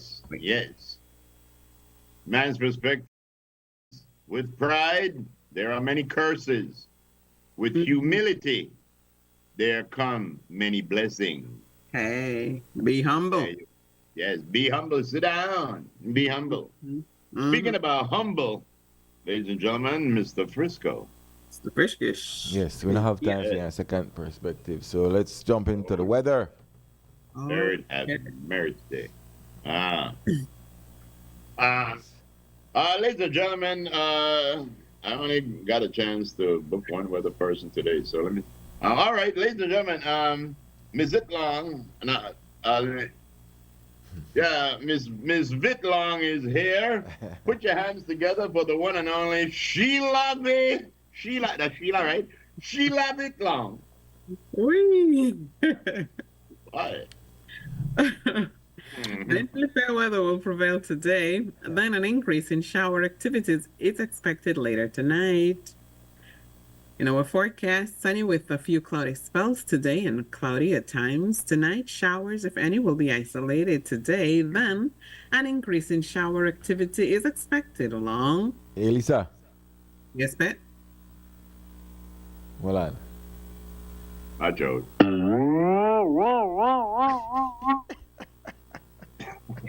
What the witty? What the witty? Give yourself 50 lashes. 50 lashes. All right, so here we go. Oh, boy. I'll continue. Then it says an increase in shower activity is expected along coastal and offshore areas later tonight. Winds blowing north-northeast at 5 to 50 knots. The sea state is light chop to choppy. Waves beyond the reef 2 to 5 feet. Temperatures for today on the coast, 86 degrees Fahrenheit, inland areas 93 degrees Fahrenheit, and in the hills, 80 degrees Fahrenheit. We are currently experiencing a high tide just after 6 p.m. this evening and 7 minutes after. Then another high is on schedule early Wednesday morning at 12:12 a.m. Sun will set this evening at 9:06. Wee! And the moon will rise at 8:35.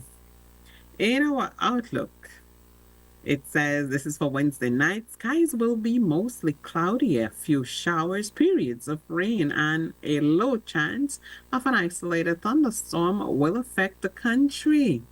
Yes. Yes, especially it says over coastal and southern areas on Wednesday and Wednesday night. Shower activity will decrease over most areas except for over the south. Tariq Matthews is our forecaster, and that's your weather. Thank you very much, Tariq Matthews and Miss Sheila Vitlong for that weather. There was only one person I ever know. X-nay. But I only know. Up until today, I only know one Elick, and that was Elick Wade. I know, and I've heard tales of Mr. Elick Wade. Oh, yeah? But I didn't know that all the way across the pond, the same way how there's a Belize in Africa. Yeah. I realized that there's a Elick in Africa also. And Elick is the son of Mr. and Mrs. Ibotu. Yes. So, ladies and gentlemen, it is my pleasure to introduce to you Elick Ibotu. Oh, Lord. Oh, yes. My goodness. Go ahead, Elick. Hey. Elick. Yes. You never heard of Elick Wade, Lick Patton move? All right, let's get the, can we get the imagery real quick? Because we're going to have to close off with the break because time is out of there. The essence, yes. Time is up here. Switch it to the clouds, sir. Switch it to clouds. Mm-hmm. No, man, just clouds.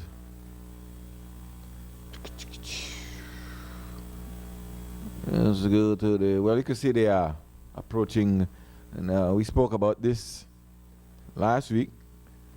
We did. Now, where that thing front are we? All you gotta just put close on the side, sir. Right in the menu on the right hand side. There it is. Go back to today. Notice one other front look like you want to come down there, but anyway, that way down the road. That's what you said. That's down the road, not just yet. So yeah, there we have some of that moisture making its way back inland and creating some moisture there. So that's what we'll be dealing with for a quick minute. Okay. It might rain where you are, it might not rain where you are, but that's what it is. Yep. All right, that's about it, folks. Not much to talk about. How does Saturday look? Saturday still look fine for the race. Very good. Yeah. Okay. Well, thank you, Mr. Elik Ibatu. All right. Before we go to that break, ladies and gentlemen, we just wanted to remind you. Yeah, we got to close off. Birthday. We got birthdays. Yeah. Let's do the birthdays real quick. Yeah, we got a birthday. Yeah. We do? Okay. Let's hit it. Yeah. I was looking for a picture for another birthday, but I could not find it. Today is the day you've been waiting for. Today is your birthday. All right, let's get her done. So on this day, we have a very special birthday. It says, to my Ambrosita, Sherry Cassie. Okay. This is coming to you from your mom and the family with love. This is Kathleen Eby's daughter. So happy birthday to you, Sherry Cassie. Coming from mom and the family with love. Wishing you all the very best on your birthday. You could tell that's Kathleen Eby's daughter. You could tell by the beauty. You can, yes, indeed. Yes. So happy birthday, Sherry Cassie. Mm-hmm. Coming from everybody who loves you. AJ Eric, that's Anthony's son. I could not get a picture in time. So happy birthday, AJ Eric. Coming to you from your dad and the family with love. Enjoy. Right. Also, we want to say happy birthday going out to Mr. Dinsdale Quiroz, to Mr. Robert Crawford. Happy birthday to Andrew Chacon. All happy birthday to Derla Crawford, Winfred Lamney. And, Vince Howe. Happy birthday to all of you all. Wishing you many, many more. Yeah, also to Monique Mushtamp birthday today. Nikki Amina Sunsmile, Tiffan Main birthday today. Karina Jacobs, did you say that one too? No, we did not. Melissa Belize Princess something there on Facebook. Okay. And Enina J. Show's going out. Wince, we not got time for your call, Wince. We gotta go. We're out of time. The Harlan, the work, and he's a slave driver. Yeah. Oh my God. Ladies and gentlemen, before we go, we just wanted to let you know that on this day in history, in 1912, the British luxury passenger liner Titanic sank en route to New York City. Also in 2019, the historic Notre Dame de Paris fire caught during a restoration campaign that destroyed the cathedral. In 2013, near the finish line of the Boston Marathon, 2 homemade bombs were detonated in the crowd of spectators, killing 3 people. And in 2003, President George W. Bush of those United States of America declared that the government of Saddam Hussein in Iraq had fallen as a result of the Iraq War. All right. And so it was. Lisa, take us out. Thank you so very much, guys. Please take care of yourself. Enjoy everything about you. Tuesday, stay safe, stay hydrated. If for some reason you got to be out there, please do whatever is right by you. Oh, wait, Liz. Jackie Robinson also broke the racial barrier today. Yes. If God is willing, we will see you right back here tomorrow. Take care of you and you. Thanks, Harlan. I promise to take care of me, Ram Cello Half. And you want to thank too? I have bun and chicken foot for now the show done. Oh gosh, man. Ayo. We love you.